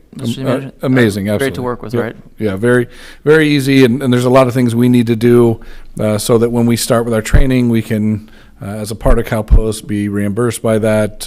Right. It will help with some of our grant intentions. So certainly very important for us to do. We're just, frankly, crossing the T's, dotting the I's, and to use Forrest Gump, because you told me to, Drill Sergeant, this is exactly what they told us to do. Have any questions for staff? I have a question. This may be, I know we're going through a number of items relating to the police, development of the police department. Could you kind of give us an overview? It's been a while, we've been dark for a month. I think it's been a while since the community has kind of seen the overall progress. Can we do that now, or would it be better to do it piece by piece? The overall progress, I mean, that I would typically do on my updates because it's not what is agendized in this specific item. The city attorney may correct me here, but I think it'd be better to proceed through the individual item and. And Mr. City Manager, looking at the items, you're going to give a pretty dang good update as we go through them. Correct. And one of them, you're going to get a lot of the updates kind of naturally through that process. I would be a little worried about doing the update ahead of that because I'm basically going to be talking about agendized items outside of when the council would be deliberating on those items. Okay, I just wanted to throw it out there. I could see that item by item would probably be more appropriate, but sometimes as you do each piece, it's hard to imagine the pieces fitting together, especially for the public, so to speak. But yeah, let's go ahead with the pieces. Any other questions? Madam Clerk, are there any public comment cards on this item? Mayor, there are not. I need a motion and a second to adopt 1, adopt urgency ordinance number 259, and 2, introduce and read by title only ordinance number 260. Motion. Second. Madam Clerk, can you conduct a roll call? Mayor Pro Tem Castillo? Aye. Councilmember Smith? Aye. Councilmember Stieber? Aye. Councilmember Welty? Aye. Mayor Terry? Aye.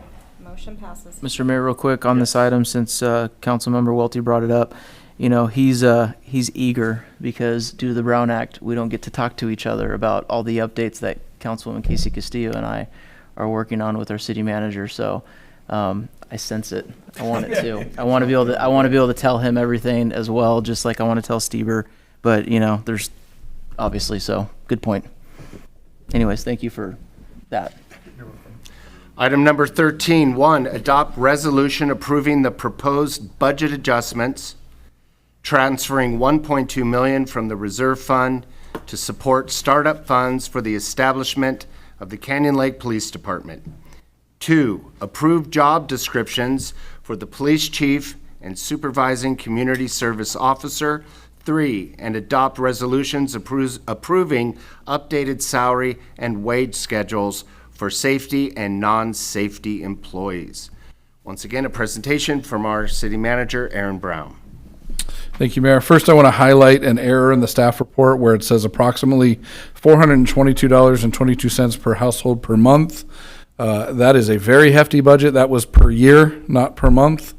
If any households want to send the city $440 or $22.22 per month, just send it care of the city manager's office. We will make sure it goes to great things at the city, but it was intended to be per year. So I'll start with that, Mayor.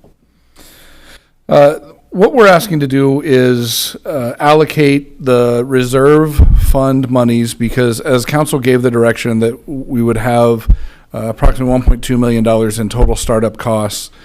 That money, because of the government requirements, must be transferred from the reserve into an account that is an expenditure account that we will begin spending the money for these things for. As you saw on this agenda, a big chunk of that is for the construction, and then another chunk of that is for our portion of vehicles. Those are both on the agenda tonight, but you can see where that starts getting sliced up. As staff, we cannot proceed with any of that until City Council has allocated those dollars to be moved so that we can proceed with that.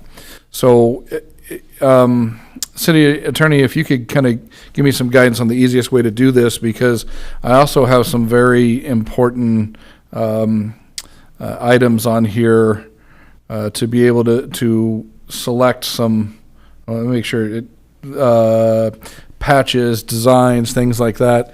Could they take a vote on this item and then move to the, I guess, less formal portions where I'd like to get their input on those? I think that's perfectly reasonable. Okay. So that is what I would propose then, Mayor, is that the City Council would have their deliberation and discussion, provide direction on those items, and then we'll move to a little more of the informal items, if that's possible. Yes. All right. Do we have any questions from staff? No questions. Are there any public comments? Motion and second to adopt Resolution 2025-35, approving startup funds for Canyon Lake Police Department. 2, approve job descriptions for police chief and supervising community service officer.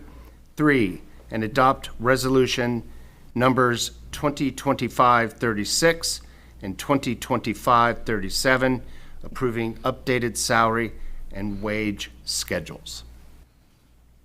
So moved. Second.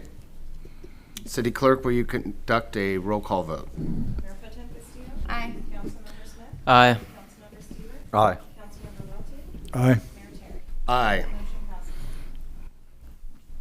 Wonderful. So I can move on to the next item, Mayor, which is, I've done a lot of budget transfers in my career. City Manager, can I ask a question? Yes. Just because you made the point very clear that we needed to pass this item before we moved on. If we failed to do that tonight, what would that look like for the rest of the meeting? Well, I would have a crystal ball that would tell me what the answers are going to be on the other ones. Perfect. That's what I thought. That crystal ball is cloudy right now, but Just for probably those that clearing are up. watching that didn't know what occurred, we had to pass item 13 in order to continue on. And that is specifically why it is in this order. Yeah, thank you. So this item, like I said, is kind of informal, but I know I'm never going to get to do this again in my career. I'm going to do plenty of budget transfers. So if you see a bit of giddiness on my face, it is exactly what it is, and you'll understand why you want to play poker with me. Well, maybe.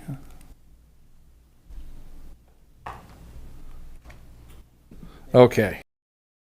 So first, I'd like to start with a patch, and staff is recommending that you choose a patch for Canyon Lake Police. We've been able to narrow it down to two, essentially: the old Canyon Lake Police patch worn by RSO, and a slight modification paying homage to Canyon Lake Fire patch. So if we might have to go to just clicking.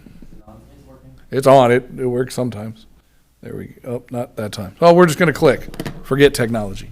So this is the old Canyon Lake Police patch. Look at that thing. There, it's there. So go to the next one. This is on the left, our current Canyon Lake Fire Patch. Again, you want to play poker with me, you can figure out which one of these I like pretty quickly. Canyon Lake Fire on the left, and all we're doing is changing to the blue police on the bottom and having the patch there. So if you go to the next one, you got them there side by side. Doing everything I can to steer this, but we have, not yet. We have two very clear alternatives here. So what I'd like to do is, in each one of these, get input from council as to whether you would like one or two, or send us back to the drawing board. Just know, sending us back to the drawing board will without a doubt require a special meeting, because we're ready to get the branding and everything going with this right away. So with that, I'd love to have the input from Mayor Pro Tem and council on if you like the super awesome, amazing one or the other one. My feedback is the one on the right is the old Canyon Lake Police Department, and we are the new Canyon Lake Police Department. So I think the one on the left is more representative of what we're moving forward with. My comments are that our chief of fire worked so damn hard on this patch already. The work's already been done, so it's a done deal. That's easy. So, Chief, are we taking any copyrights away from the fire department on this, or does the fire department support? The fire department fully supports this. The city manager asked for us to get the draft done. I think if you look at most public safety entities in different communities throughout California, what you have represented here is the way most of them go. Your police, your city patch, if you had a public works department, it would be the same icon, just with public works at the bottom. So I think this is the norm, and we fully support it. I'll give deference to the chief then. We'll go down that road. I would say I know our city manager likes the one on the right. And I'm going to overturn and pick the one on the left. Yeah, I want to play poker with you, Mayor. Yes. I'm good with it as well. I know the committee's been working hard with it, bringing, kind of mirroring fire. Like we said, Public Works would have been the same. So I'd rather have one uniformity of a patch with just different names than different patches all around. Wonderful. One team. Yeah, I think the one on the right too, your favorite one. Man, I want to say, I mean, I know we became a city in 1990, so you're looking at a 1991 patch. And it's interesting because when you go back to how RSO used to do it, there was a branded vehicle and patch per every contract city. Now, as one of my colleagues in another city told me, I don't know if that RSO is responsible for Wildemar or Paris. So it was really cool how they used to do it. I mean, I thought that's very unique that they did a patch and they did logos on all their vehicles for each jurisdiction. So back then, that was a big deal. All right, so we have our answer at a 5-0. I love it. We'll go to the next one, Mike. So now, badges. And I know how many people in their heads just thought, yes, we don't need, but we do need badges. Staff recommends choosing a badge for the Canyon Lake Police Department. We've selected 6. I know I've got some people that have watched some movies with me here. Staff selected 6 different badges from 3 different badge styles. So if you go to the next one, Mike. This is our 6 different badges. I will be able to hide my favorites a little better this time, but you'll see as we go to the next one. So take a look at these. You go to the next one here. You see 2 different styles. This just has the gold on the nickel versus the nickel in kind of an oval badge. Next one, please. Now you've got the eagle highlighted, whether it is separated or the wings come part of the shield. And then the next one, 2 different options here where we're really highlighting the patriotic way of the city incorporating the U.S. flag into the badge, and then you'd have the oval versus the, I don't even know what I'd call that shape. What we're looking for is direction on specifically which badge, not just the type. So if you go to the next one. No, we're already at vehicle design, so back, sorry.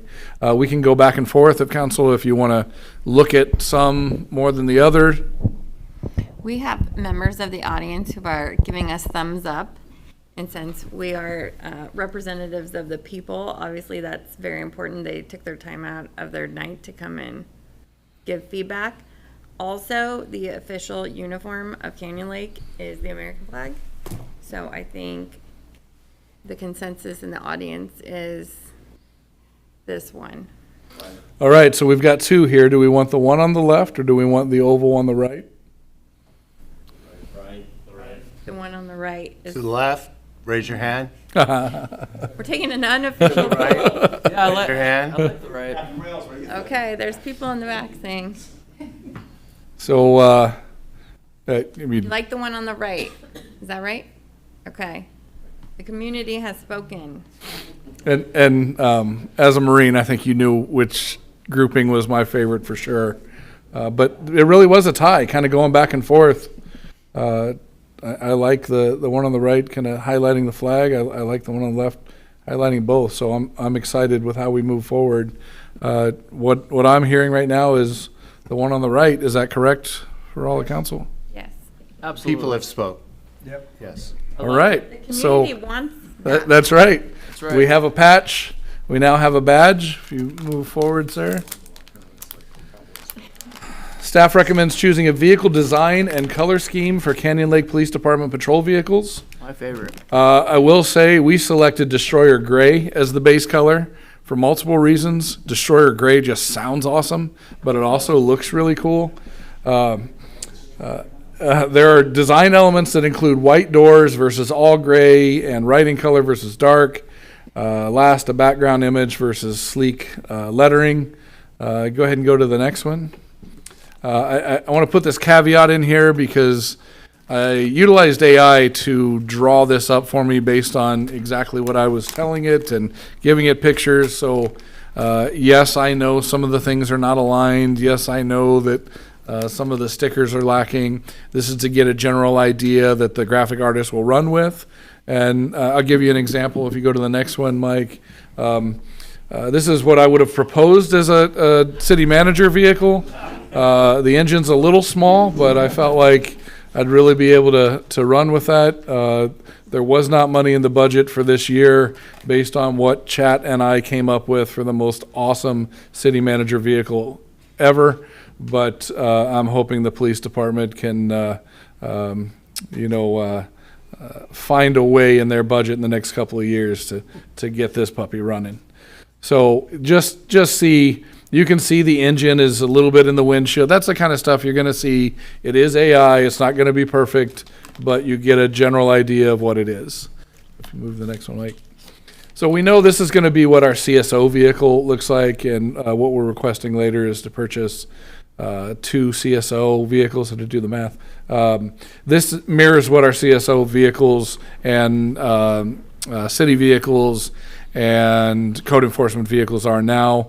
The only real difference is that with these, they're actually pursuits, so they're not just the standard Durango. As we went through the process, we assumed we would get like the Durango GTs or something like that, but Dodge offers a higher incentive for the pursuits because they're being purchased specifically for police departments. So we ended up getting the pursuit for less than what we would have got the GT for.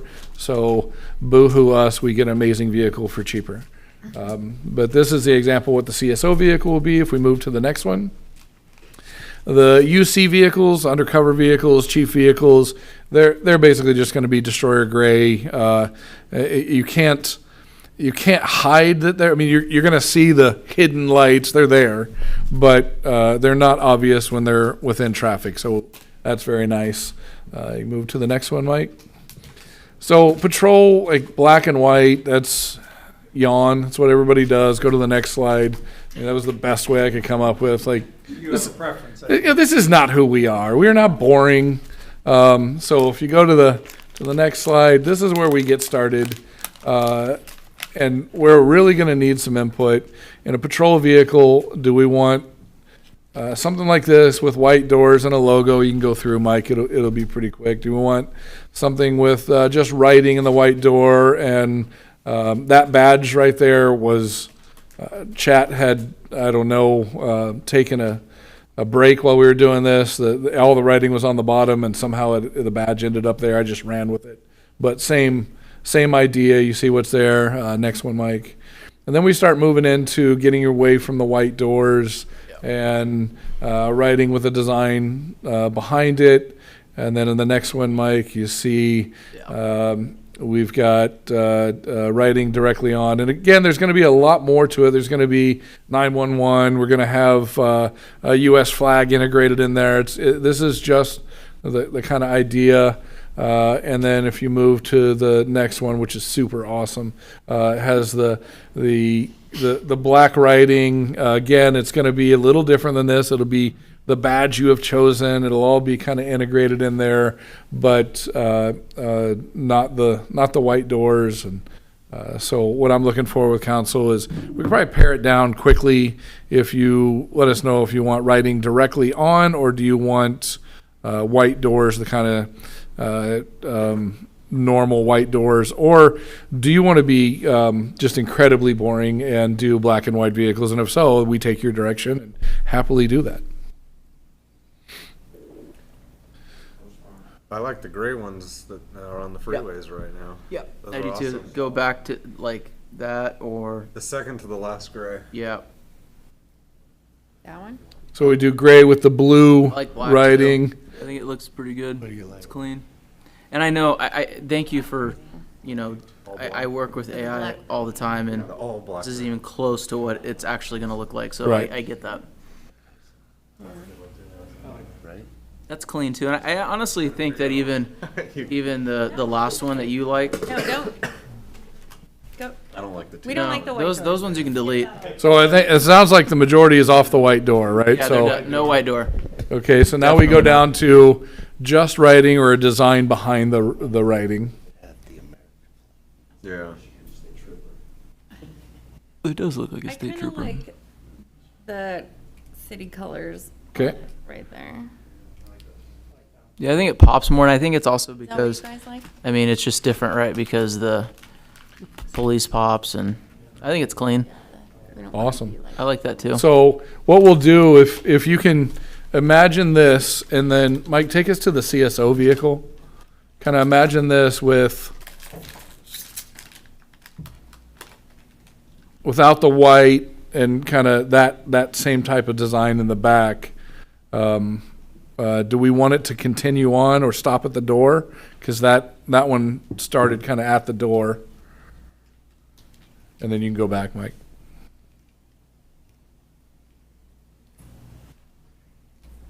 I think it was, I think it looks kind of mean stopping it like that. yeah. Because the wrapping around is that's more aggressive. I have a question. You want the blower? No, well, you might hate me for asking Mickey this, Thompson's on the back. but so we have the black pearl, which is black with red. Uh-huh. What about black with the blue and the teal? Can you chat that right now and see what that looks like? Oh, no, it takes forever for it to render it, and then it's wrong the first 3 times. Have enterprise chat GPT? So you're saying like go with the gray but with blue instead of, No, I was saying black, but with. She went totally off. I was oh, saying kind of if we're mirroring a little bit. so do like black, red, black? No, She's saying black, blue. So a black vehicle, yep. that with black. Oh, Can you do black police car? of course, we could do black, we'd change the quotes to black. I don't remember, Zeke, is there an upcharge for black? Do you remember? I think Destroyer Gray was already, Correct. Yeah. It would either be less or the same. okay. So we could certainly do black and then do that. Go to the last one. please. State trooper. You think it's state trooper? I can't get over it. Yeah. Go back one with the color now. There. Gets better, but I still think the other one's better. I think that's the one. This one? I think that's close. I think that's like the starting point. Well, That's and like- understand, it's make gonna go that to a awesome. graphic artist that's gonna. Oh yeah, do they're gonna things. do things right. Right, yeah, This this is just is- like rendering one of what my seven-year-old would do Right, on and- ChatGPT. I get This it. is your typical individual who's married to an art teacher who Yep. has that much art. Yep, I get it. So this is just baby steps. Right. But I think that looks clean. I mean, it's just a start. I know a designer will rip it a new one and come Right. up with things that we're not even thinking Yep. about. I have a question. I've never driven a police car. I've never chased anybody in a police car. A million things I haven't done in a police car. Are there colors that are actually more effective for the law enforcement officer to be in? I mean, we're just picking colors for looks. Are there some colors that law enforcement prefers to drive in because they're just more effective? There used to be a law that required the whole black and white thing, and I guess that was challenged. I think it was, somebody may know, I think it was Best Buy that sued the state, but I don't know anything other than that, other than you want high visibility, but your lights and sirens are gonna take care of that high visibility. And to be honest, we don't have the same, We don't get lost in this city. that's we don't have the Kind of same obvious when- expectations that, yeah. Yeah. I mean, Councilmember Stever said it. You're talking about the CHP officers that Yeah. you're seeing, the new batch of vehicles that they just Uh-huh. bought. They're pretty sweet. And part of the reason they did what they did was to blend in, because they want to catch what they're calling the video game drivers. Yeah. And they want to blend into traffic and be able to do that. That's the trouble with black and white is you can see them a mile away. And these kids on the e-bikes. Dale, I can see you a mile away in the city of Canyon Lake coming. So our neighbor Menifee It's so has like, that's the black thing, like we're Uh-huh. not and American freeways, flag. we're not pursuit, you know? So Like, you're gonna see anyone can these kind of things. think of what that police car looks like. What we're trying to kind of envision then would be maybe a black car with our colors like this. Yep. So this car, but just a black background instead of gray, which is then kind of along the lines of how we are kind of not mirroring the fire department, but that's black with red. Sure. And this would be black with the blue. Yeah, one of the things that I was hoping to do was limit as much of the wrap as we can. Just because if you've seen Menifees as a perfect example, some of them are already bubbled up on the side and they need to be rewrapped completely. But doing what you're talking about, with going with black, that black is just the paint. Yeah. So we change from gray to black, that's not a problem. And doing something like this keeps the same minimal wrap. So there's not a concern other than we would just have to change the quotes, and we'd make that clear in the agendized item that this quote will be a minor change to black for that vehicle if that is the choice. And I still like the gray for the UC car. City manager, is there any limitations? I understand a seal from Public Works to police vehicles, one thing, but designs. Is there any limitations that our police cars have to change by so much compared to our regular vehicles because of the design? Not any I'm aware of. I mean, if you look at there's some that are extremely simple. I don't know if the city attorney is aware of any specific design. Yeah, so I don't think so. A lot of times what you want it to be is informative so that if somebody's looking at it, they know. I mean, you would hope everybody knows 911, but you're going to put that on there. 911, you're going to put any city information you want. If the department has any type of slogan or anything like that, all that's going to get kind of added onto there. So it's going to be a very severe differentiation. The big differentiation is going to be that great big light bar on the top. So I don't know that there'd be a requirement other than we've got a number of the top so that a helicopter could see it. All those things will be met. That's not a problem. Good, thank you. Can I ask our fire chief what you think of going gray? And I noticed now I was in Oceanside, and I know that the whole Black Pearl thing, a lot of different agencies are doing that. but that's that was exciting when we pulled the trigger on that rig, and it was a cool look. And now I'm seeing so many different agencies do that too. So I know that CHP is going gray, and I don't know what Menifee is going to do next, because everything that they did when they wrapped their cars are completely faded now. If any, I mean, for the most part, you can see that they're all faded. So what do you think, Chief? You were part of the design of the engine and all that. I think the discussion you're having now is some of the most exciting stuff that you can have as you build your police department. You're making the brand, you're creating your image, you're setting the foundation. And as Mayor Pro Tem Castillo talked about, the pride we have in our fire apparatus is really amazing. And so the decisions you make are really going to set the start for your police department. I think the gray looks awesome. I think it's important that it looks like a police car and it doesn't look like a fire vehicle. So you want to differentiate between that. I've worked with agencies where, they were all the same color, and people were concerned that, we could pull up on scene and they think we're a cop because all the vehicles look the same. So I believe it has to be a very unique, personalized look, and I think what's been presented here give you a lot of options. Personally, it's got to have black wheels. Black wheels look great. And I personally like the black. So there's my 2 cents. Thank you, Chief. Besides the design, are we getting four-wheel drives? How many are four-wheel drives, or? All-wheel drive for all of them. All-wheel drives for everything? But again, that's in the next, the agendized item. Oh, okay. Right. Chief brings up a great point. What are your thoughts on, once we bring a police chief on board, letting him have a say on what the vehicle looks like? Unfortunately, there's not time for that, sir.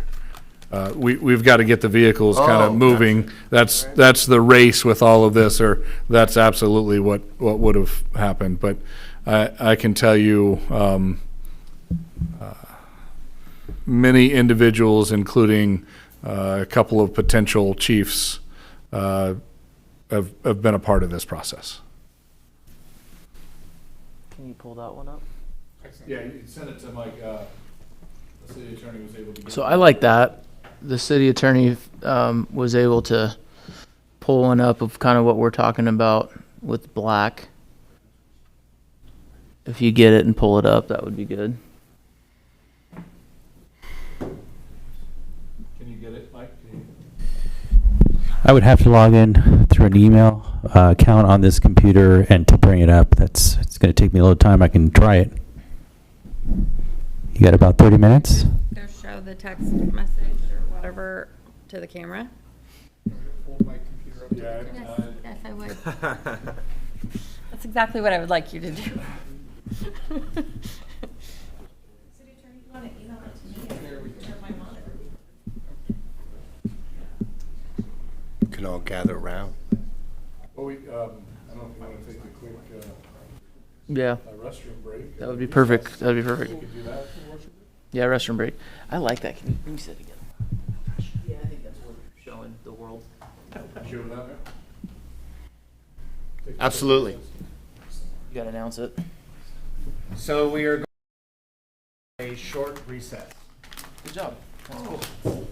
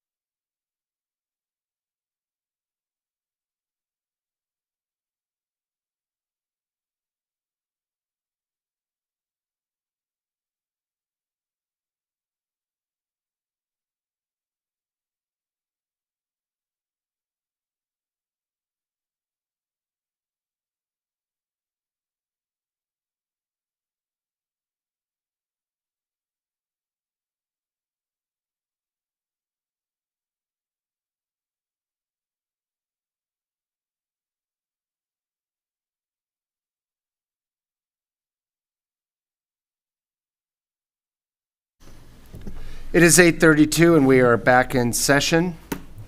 Do we have any,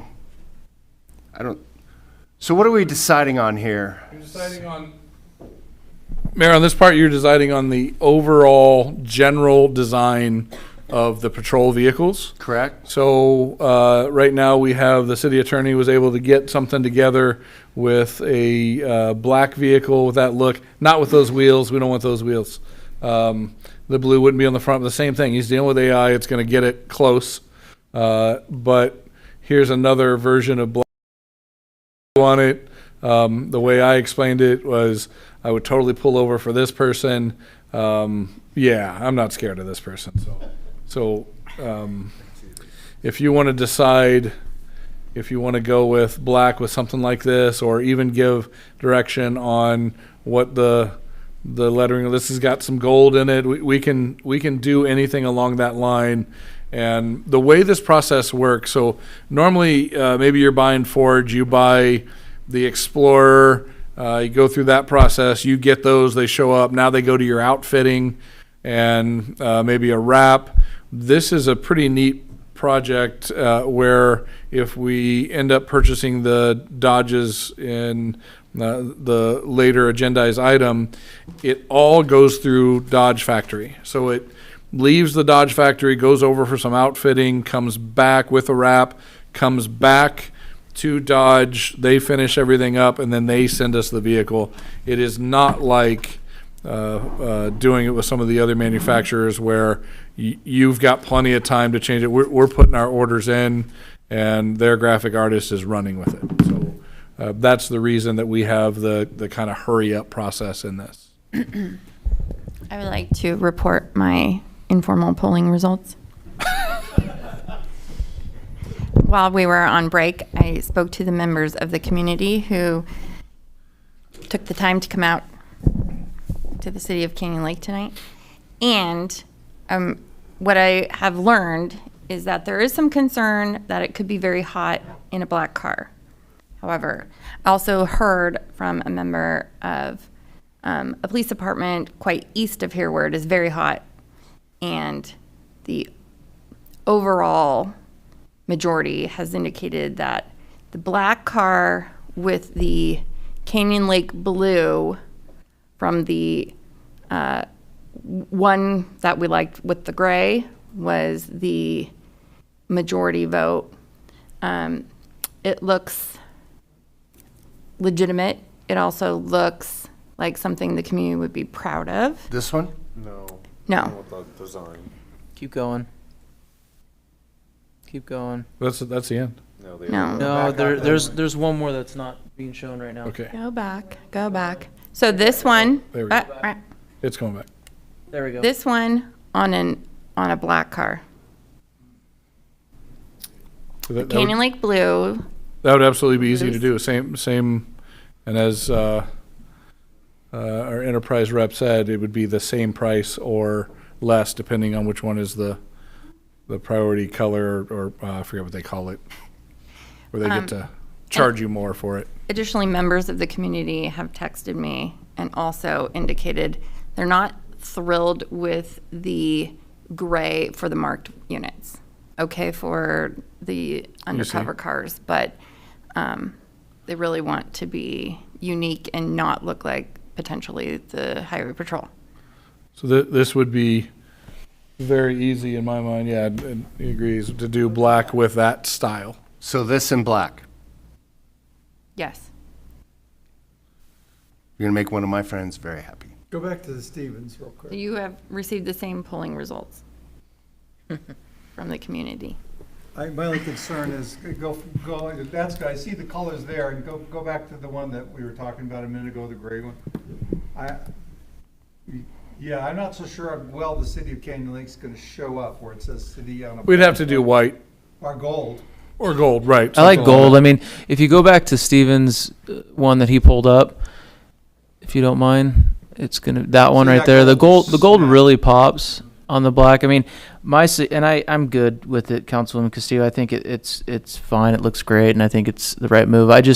For me, I think we need to steer away from wrapping as much as we possibly can, because I got great friends in the industry, and even the most high-end, best wrap you can buy, the thing's going to fade in 3 years guaranteed. It's just what happens, right? So is the plan for them to, I know they're going to sticker it up, are they going to pinstripe it? Like, what, have you had that conversation on? No, it'll be a sticker, but what's great about it is we'll get the design afterwards. Okay. And so any of the local shops around here would be able to duplicate it for us if we wanted to renew it. Okay. But we did ask for, and I think it was 3M they used with a 7-year warranty, so we've got a longer warranty than the standard.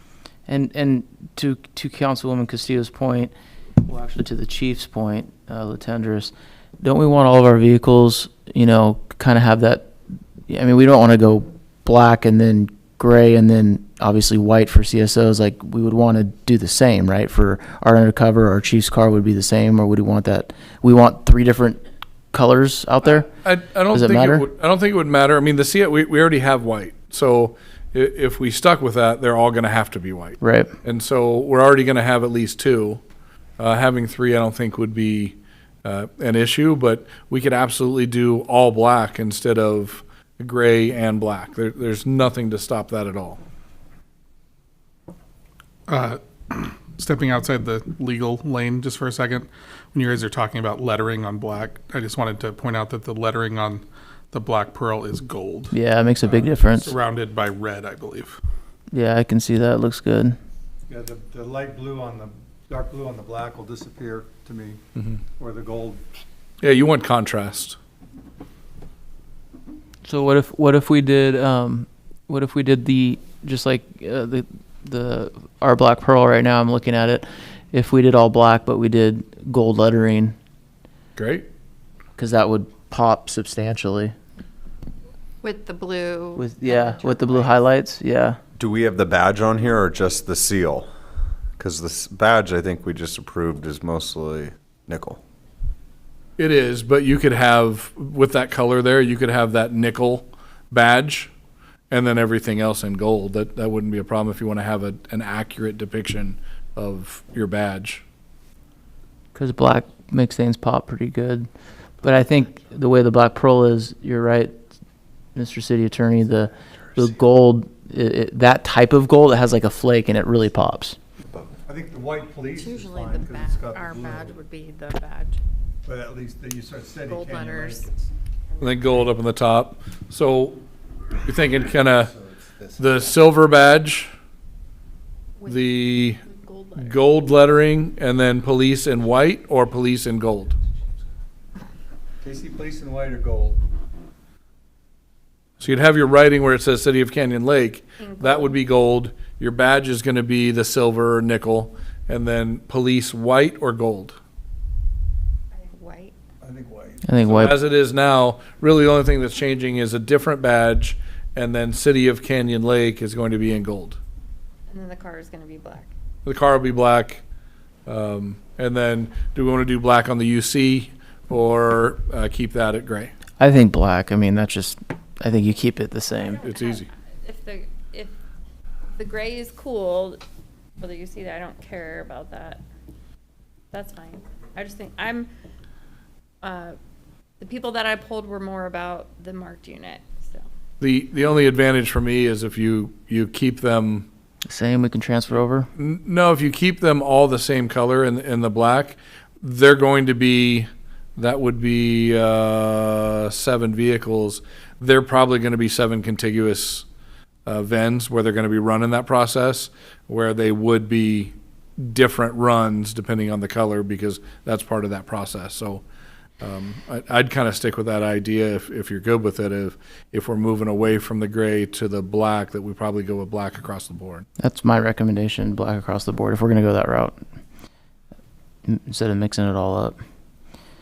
We've had experiences, with accidents on vehicles. So, I mean, if one goes down or whatever, I mean, it's all the same, right? So, at least they Yeah, the look difference same. is that you're not going to be patrolling in the UC vehicles, so. Yeah. You don't think the UC a different color would make it more undercover? That would be my only thought. People go, that's just a police car. When people figure out who you are, they know who you are. Yeah, it's just different because it's Canyon Lake. I mean, Yeah, they're gonna know. A resident's gonna know. A resident's gonna know. Hypothetically, as a kid running the streets, I could hear the sound of the car and know if I jumped in the bushes or not. So it's, I mean, I grew up a little different than most, so you don't need to look at them. Yeah. We all good? It sounds unanimous, right? We're You doing guys good? all black, and then this, a modification of this. Just communicating the will of the people. Golden. All right. I think you got direction. That gives us our vehicle, general idea. It's going to look way better than anything that we could throw together. It's going to be some graphic artists that this is what they do for the organization all day, and they're going to take the direction you've said, and they're going to go with it. And then we'll be able to start using the patch in our branding. We'll be able to start using the badge in our branding. So it's pretty exciting. And I know the city attorney knows quite a few cities that could not do what we just did. All agree and not yell and scream and just kind of just graciously take polls from the community via text messages. I mean, it's pretty good. Way to go, Canyon Lake. We haven't talked about how often they're going to be washed now. Yeah. Oh, that's a whole different story. Are we good, Madam Clerk? Yeah, we've got all of our informal items. We now have a badge, we have general vehicle design, and we have a patch. So how do you want that motion? You Yeah, got those were direction? informal. That was, we got the direction. And that's on item 14? No. I'm sorry, 13? Item 14. Item 14, approved service agreements with Enterprise Fleet Management for procuring, leasing, and outfitting fleet vehicles. Presentation by City Manager Aaron Brown. Mayor, I feel like I've almost entirely given this presentation already, but I'd like to specifically comment on the enterprise program and the luck I have had with the process, and specifically we've got our vendor here in the back who really comes alongside of you as a partner. We've done this now a few times. It started many years ago, and I can tell you that Enterprise really backs what they're doing. This is through a cooperative purchasing program, so it is already bid. If a city our size were to try to go out and buy this, the amount of money we would pay would be far more than what we're able to get with this bidding process. I cannot recommend more this process, and I've done it for many agencies that have done the same thing. I've been a reference for what they do. I'm very, very happy with the process. It is a little new. I don't believe Zeke has done this specific Durango process going with their third party, correct? So there's a little bit that we're learning, but the absolute utmost confidence in specifically in Zeke and in Enterprise and how this will get done. So I'm very excited to move this forward, but I would say what you have before you, we would be making minor modifications and requesting black instead of the Destroyer gray. Everything else is in line with what we're doing. We have everything built out as is needed for what are 3 UC vehicles that would be for the chief, the lieutenant, sergeant, and then 4 patrol vehicles and 2 CSO vehicles. The reason we have to get 2 CSO vehicles and not just reuse what we have is we need the CSO vehicles to be able to transport. So there are specific retrofits that are being done to be able to transport. We would like to keep our officers here in the city and able to continue to serve the city, and the CSOs will be able to transport, take those individuals to where they need to go, and keep the officers here. So that is the intent. With that, our vendor is here and would be happy to take any questions that you may have if we've not gotten to them, and I also would be happy to take any questions. Any questions on behalf of council? I got one and appreciate answering the questions yesterday. Being new with, we'll call it Durango on the Dodge side, say we had to pivot to a different brand or maybe less vehicles, any penalties or is our deposit refundable? We're making a motion for Durango, but what if, being new, what if we had to pivot to a different brand? No, we can't. We did pivot. That was what happened, and we pivoted to Durango. We're almost out of brands because Chevy stopped taking their orders. Ford told us that the order date was up until one day we go to make the order and they said, oh, we stopped taking them last year. We'll let you know when we start taking them for the next order. So this is the pivot. We're out of pivots.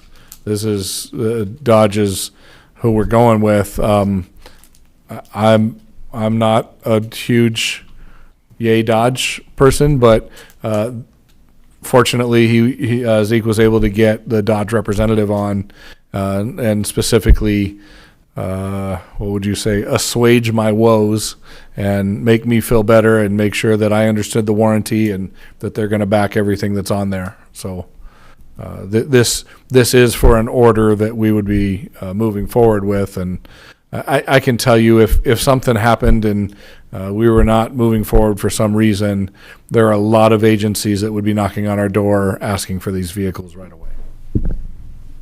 Thank you for the answer. Any other questions? When will these vehicles land? We're shooting for March Okay.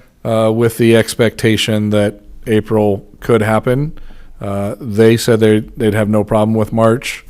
If I felt like there was zero chance of delay, we would have requested April, but I just really want to make sure we've got some room because we need our team that would be going.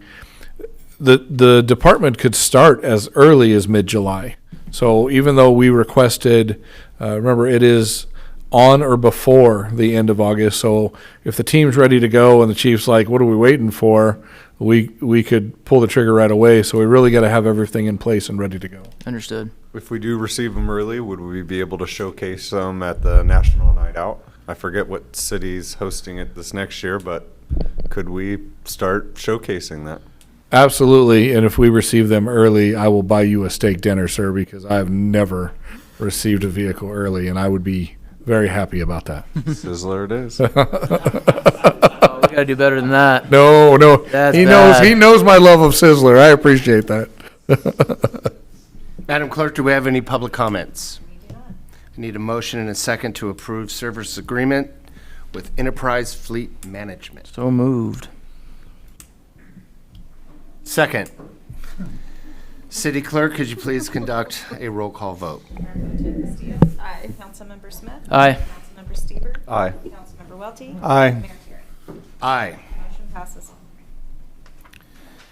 Item number 15, award of construction contract to Low Construction Incorporated for the Canyon Lake Police Department construction project in the amount of $637,230. Thank you, Mayor. I cannot say enough great things about Kevin Lowe or Lowe Construction. To say that they hit it out of the park twice is an understatement. Really able to work with us on a level that many general contractors just wouldn't, because we're coming in with a design that we know the GC is going to have to be a little bit flexible on, and they've done that every single time. So what we're requesting is the award and the construction amount for $637,230 for the construction that includes the downstairs. Now, there may be some additional retrofitting that we'll be doing alongside this general contract that, because it is a police department, it falls under a risk 4 category, and it has to meet those requirements to be a police department. So there are some things that as they're going through, we may explore. The architect and engineer are going to say, you've got to brace this, you've got to block that. We anticipate that. The reason I didn't do that line is because we don't know what it's going to be, but once I got a heads up from the architect and the engineer that there will be no foundation changes, I know that it's going to be nominal. That was what was scary in the beginning was, are they going to have to do anything to the foundation? If there's any bracing that's going to have to be done, it's going to be done with, really with epoxy and a drill that we could do all day. So just know that there are going to be some minor, alongside this, well within my signing authority to do this, but that is anticipated. I don't want anybody thinking that we just throwing something together. We're meeting every requirement we have. We're very fortunate because one of those requirements is, excuse me, survivability. We already have the generator powering every aspect of City Hall and the police department. So we've already met one of the high risk requirements that's there, and that is an alternate power source.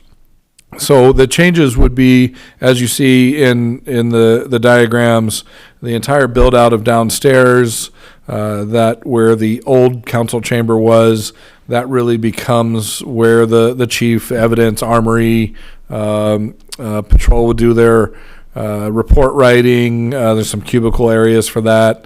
And then an interview room, a holding cell. And then upstairs where the deputy is today, that and then the room behind it, which is a closet, become the showers and locker rooms. And then to the left of that will be a public area where CSOs can go and the records could be requested, that kind of stuff. But it'll be where those answers are publicly accessible. So this request is to move forward with what we had labeled in the past as Phase 3, to be able to complete the construction for the police department on both the downstairs area and the upstairs, with an expected completion date of mid-November. It'll be ready to go, and we could hold open houses, whatever we want to do with that. Of this year? Of this year. Wow. and with low construction, they have delivered twice in exactly the time or under the time that they anticipated. So I see no reason whatsoever that this would be delayed, other than the structural comes in and says, hold on, you need to do this. So it pushes it back a week or two. We're in a good spot. What about engineering drawings? I know we got a good design here, but what's that process look like?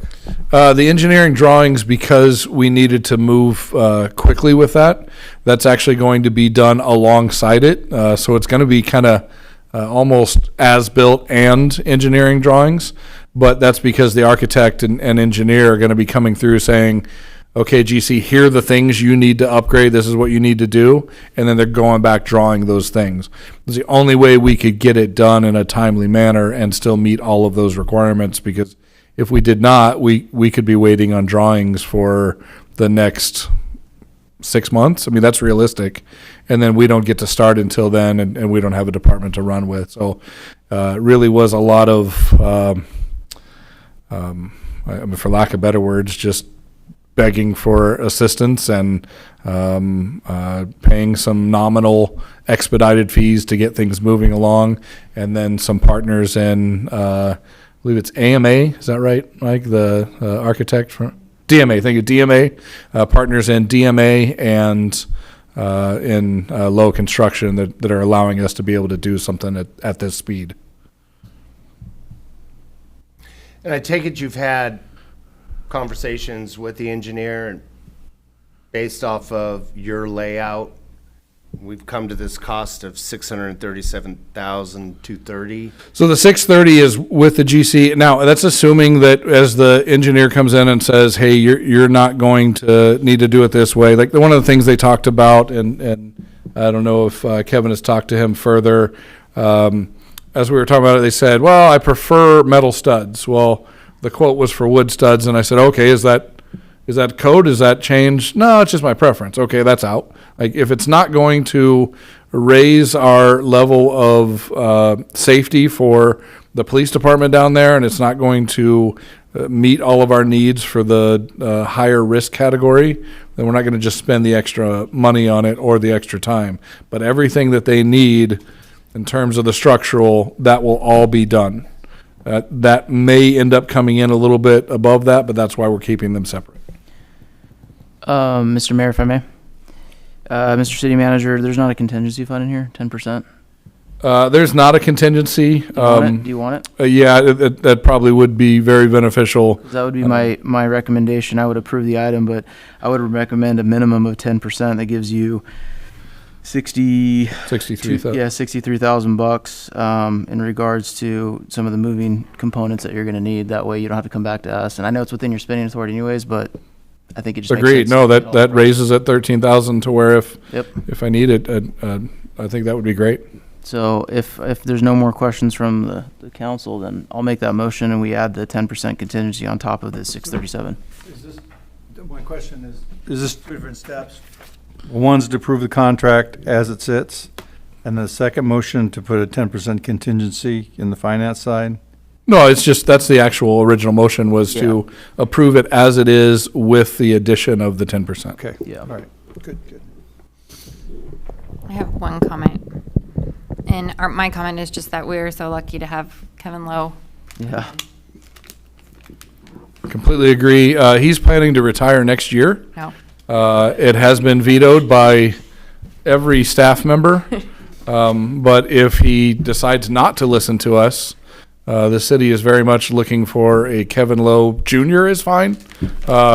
Because I said it before and I'll say it again, hands down, the best general contractor I have ever worked with.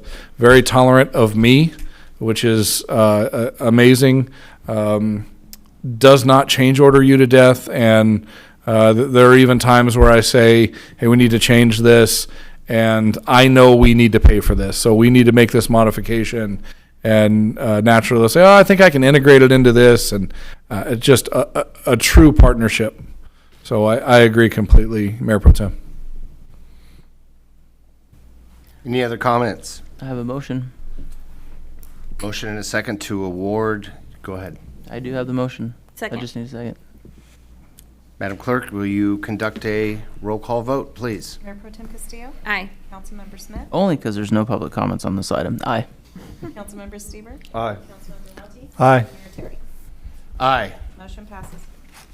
Item number 16, introduction and first reading of ordinance number 261, an ordinance of the City Council of the City of Canyon Lake, California, adding Title V, Business Regulations, Chapter 5.30, Commercial Filming to Canyon Lake Municipal Code. Presentation by our City Attorney, Stephen Graham. Thank you, Mayor and Council. This was a request that came from staff, and I know that this has been a conversation that we've had in the city for quite some time. I remember actually when I first started, we actually had some members of the public who would occasionally come and Jack Wamsley. and recommend that we looked at it. We're not trying to regulate the city to death with this particular one, but we are looking at treating That's a change order. Right there. We're looking at treating commercial filming the same way we treat other businesses that occur in the city that have the possibility of creating a public nuisance. There are some state laws in this area. We've made sure to incorporate those provisions, but at the end of the day, essentially what we are looking for is ensuring that if you are going to engage in commercial filming in a place that's accessible to the public or on public property, that you are going to be obtaining a permit from the city. You are going to be describing sort of what you're going to be doing. Are you going to have road closures? Are you going to be impacting public services in any way?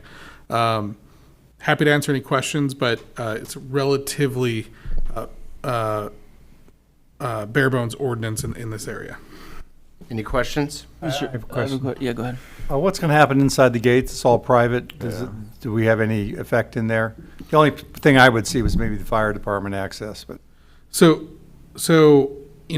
we obviously have a unique community here. So if you look at 530040, you see what the applications of the permit is, and it's city-owned property or controlled property.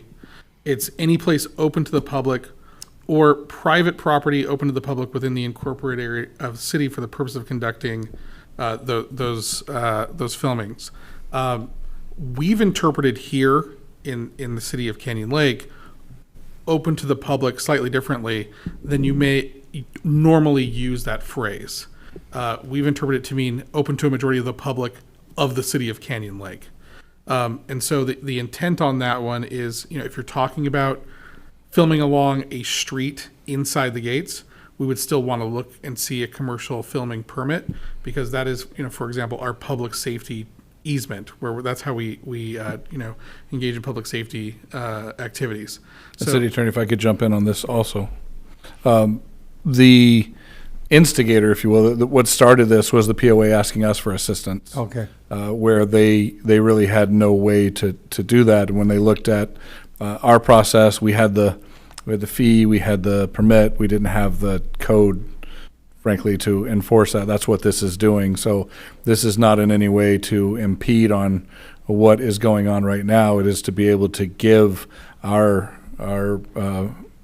peers and associates the ability to support them through this process. So my other comment is we do a lot of public service videos. 99% of those are done with an iPhone or a cell phone. This really doesn't apply to a person standing on the shore and somebody taking a phone and just saying, hey, come out and join the mermaids next week. Or No, again, we're primarily looking at commercial filming activity. It's the type of thing that you can identify based on the type of equipment that is being used and the use to which it is being placed. And again, we're primarily looking at those activities which have the likelihood to cause a public nuisance. Okay, good. Are we having the conversation about realtors? They do production videos, they do high-end, drone videos, all that stuff. This doesn't impact them, right? So most realtor videos would be of private property that is not open to the public.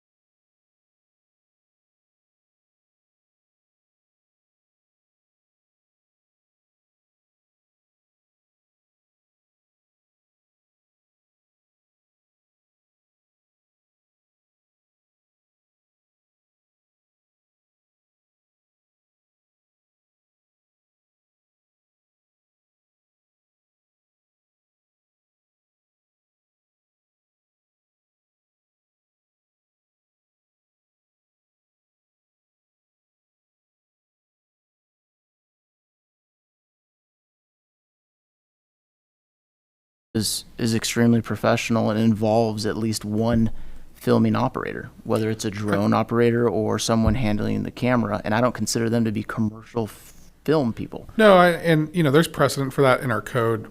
There are exceptions under the sign code, for instance, for realtors and those types of activities.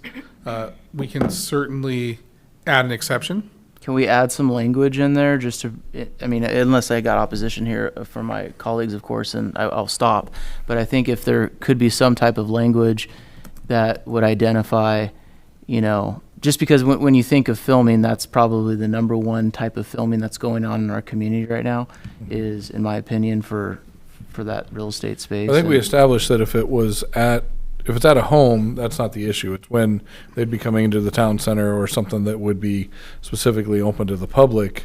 Would you want that to be, like some of the other things, we have the ability to administratively waive, or do you want to look at just a total exemption of the realtor profession? I'm not looking at, a caveat for Chapman University to now partner up with a realtor to get through our permitting process, right? But maybe some language in there that identifies what a crew truly is. Well, it's very common to have an administrative process where basically they say, hey, we don't agree that we're that. It goes typically to the city manager, and you look at it and it's just a common sense test. You look at it and go, no, this doesn't fit the bill, and then you could waive it. That's pretty common. I would worry about exactly what you said of if we just exempt the realtors. Exactly. you'd almost be silly not to charge $500 or whatever to use your realtor status to get something done. So, So I'm looking at drafting an exemption here, and I think it would be based on the primary purpose of the filming, which is related to the marketing of real property in the city of Canyon Lake. I don't think it would be based on your status as necessarily as a realtor, because you're right that we're renting our license out. right. What, I mean, why wouldn't you? Why wouldn't you? That's Also- what I would do. Also, attorneys can sell property. We don't have to be realtors. Yeah.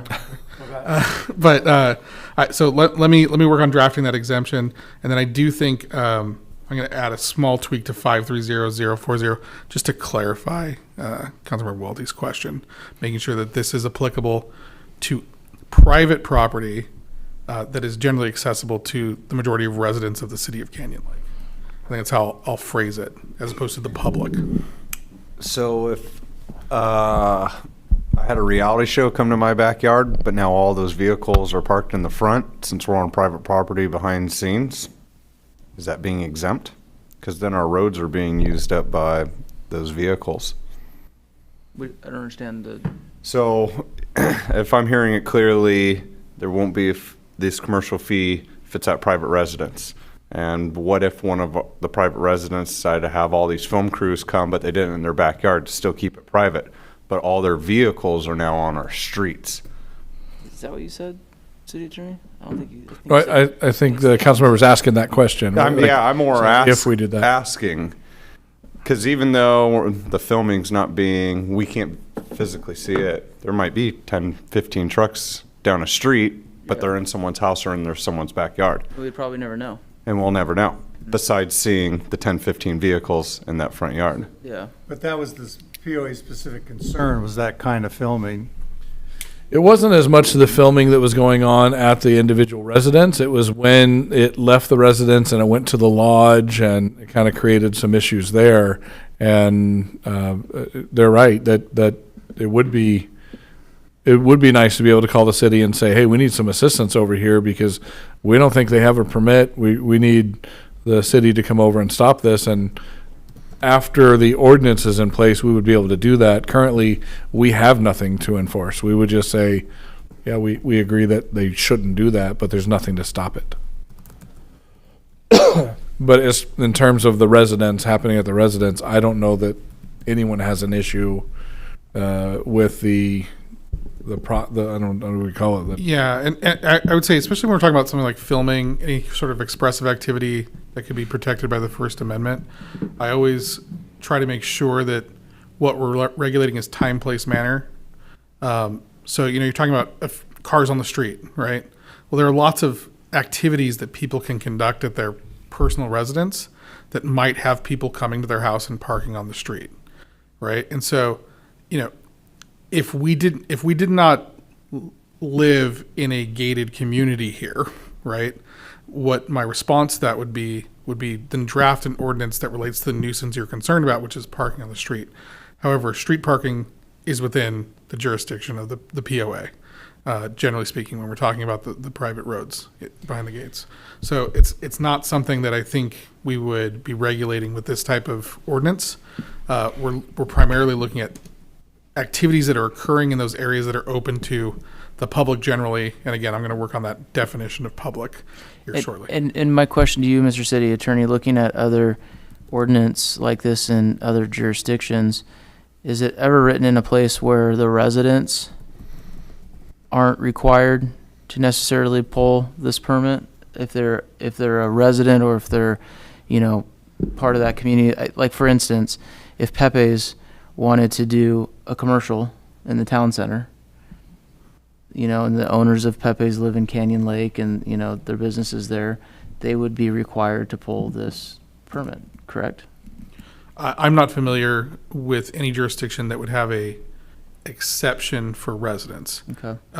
Because I think, again, you'd go back to the same thing we had with the realtor discussion, which is, okay, well, then I'm going to get a resident to sign on to this. We saw that with a business application process we went through in the past where you saw residents basically tacking on to get bonus points. Yeah. And so I have seen cities maybe reduce the fees for residents, right? But again, we're primarily concerned about the potential nuisance activities, and that exists regardless of whether someone's a resident or not. Yeah, I hope, I know we've been really good at Airbnbs, VRBOs. We've been good at finding rental properties who are not part of our rental agreement program. I would hope that we wouldn't get in the business of going on Facebook and finding realtors who are doing videos and popping them, or our restaurant owners like Canyon Cowboy, who's coming in, Right. or Pepe's, or Sports, or anyone else, and they do a video that clearly we don't have a permit on file for the restaurant of Pepe's, and now we're going to go ding them because they put together a production video that they paid money for, and I just hope we're not doing that by this. I mean, that one's hard because kind of what you're saying in that specific instance is you wouldn't want us to enforce the code that would be there. That's why I'm having a hard time with this one. That's why for me it's difficult, just because, when you look at the businesses here and just how the world is operating on social media and TikTok, it is so heavily, videographer type of world now. It's just the way the business is done. I mean, you cannot be a realtor or a business owner, in my opinion, in Canyon Lake, and you're not doing a very good job if you're not doing production videos. All of our top agents, all of our top lenders, anyone who's doing, a lot of business highlighting this community are all doing filming. Well, this is not a proactive thing. It is much like code enforcement, where it is reactive and there's complaints. And I can tell you, in the year and a half I've been here, this has only come up one time, and it came up the one time when the POA called saying, "Hey, can we get some help?" And the initial answer is, "Of course, we're coming alongside you." And I asked the question, "Hey, where's it at in our code that says we can do this?" Because that's where you go. If you're going to cite somebody through a violation of code, you got to have that code. Yeah. We didn't have the code. We had the fee already. We had a permit you could fill out, but we had no code to enforce it. The only thing that I've been told that a similar thing has happened is, and I guess it was Pepe's, that at one time Bar Rescue was there. Yes. So you absolutely would expect a filming permit for Bar Rescue and that kind of process. But for somebody walking up with their iPhone and doing TikToks or Instagram Reels or any of that stuff, one, I wish we had time to know that happened. And two, we would never be proactively looking for something like that. But sure, if you saw a very formal, very professionally done video after the fact, it'd be hard not to go, "Oh, was there a permit for that?" Yep. Just like if somebody had a roof put on and you see it, you go, "Oh, was there a permit for that?" But we have everything in place currently. We've operated as if we had everything, including the code. We only knew we didn't have the code because we've never cited anybody. A couple of items here. I'm going to recommend that for 530050, the council consider an exception for filming conducted solely for the purpose of marketing or documenting the sale or lease of a specific parcel of real property by a California licensed real estate broker or salesperson, or by a vendor engaged by such licensee, which shall be exempt from the permit application and permit fees. I will send the language over to the city clerk. If the council agrees, that would be the sort of real estate exception. That'd be a new section E added to that. For 530040, to address Councilmember Welty's concerns, the language I'm going to be recommending is no person shall use city-owned or city-controlled property or any place open to the public or any private property open to the public or any private common area, private street, park, lake, trail, or other facility within a common interest development or property owners association located within the city that is open for use by the association's members, residents, invitees, or accompanied guests. That way we're not using our customary definition of public here. We're just going to be very explicit. Yeah. That those areas are not public areas, even though every resident in the city of Canyon Lake can use them. So we'll just be pretty explicit there. Going back to the conversation that you just had with the city manager, for all of our ordinances, it's always a concern that we are equally applying them. That is all the more true when we're talking about a regulatory ordinance that regulates a potentially First Amendment protected activity.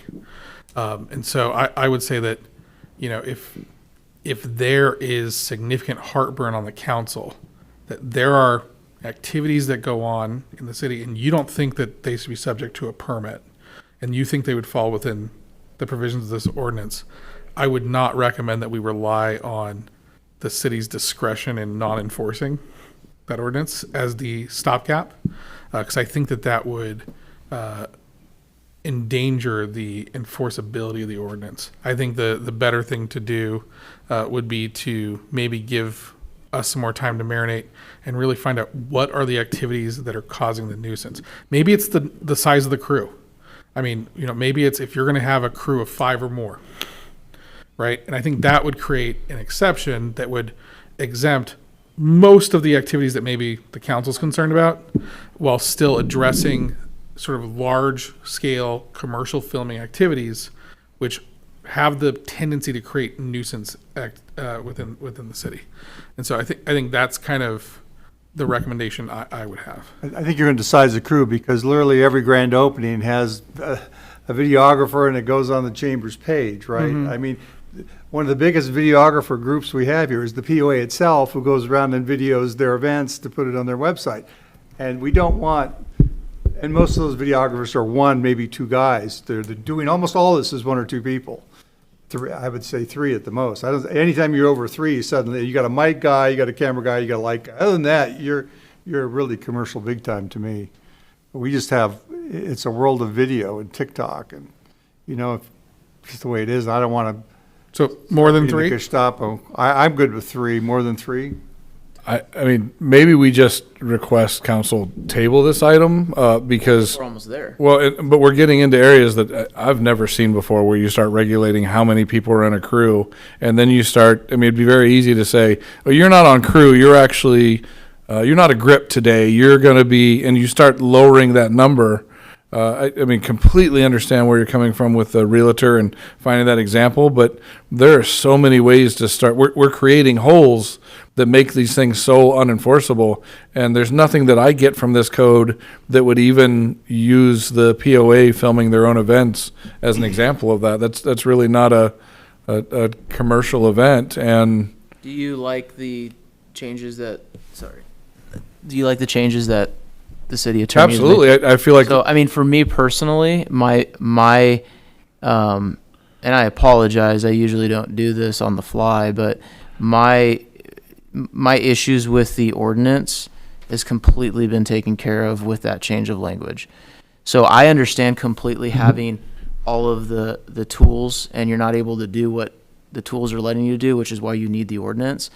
I think with the comments that the city attorney just made, adding what Mr. Welty wanted and then myself, I know for me, I'm good with it now. That was my only concern, was when I read it, and I was actually going back and forth on it, of just maybe not even saying anything and just being a no vote, or just, I don't know. But now that that's been addressed, really looking at how this community function, I think I'm good. I'm good. So if you want to table it, Mr. City Manager. No, I think if we go back to that, I think the city attorney nailed it with that. I still see it as completely enforceable. It gives, again, the POA came to us for help. It gives us the teeth we need to be able to assist them. We start creating holes in it to where we've got to ask them, oh, okay, well, how many people are on their crew?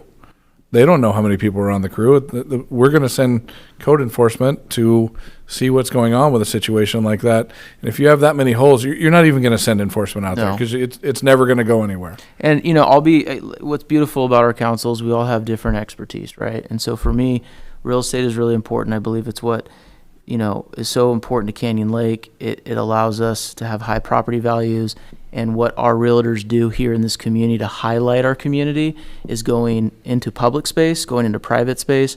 And I think that language added in there from the city attorney, it protects any issues that I had with the ordinance, because I want them to continue to do the good job they're doing highlighting this community without having to be concerned about code enforcement shutting down a stinking TikTok video because they're just doing their job. So I'm good. And if you don't want to sell a house, don't put pictures on the MLS, right? I mean, You're done. that's simple. You're So done. And whoever has the best photos and the best videographer kind of wins it outright. And that's why it's important for me on this ordinance.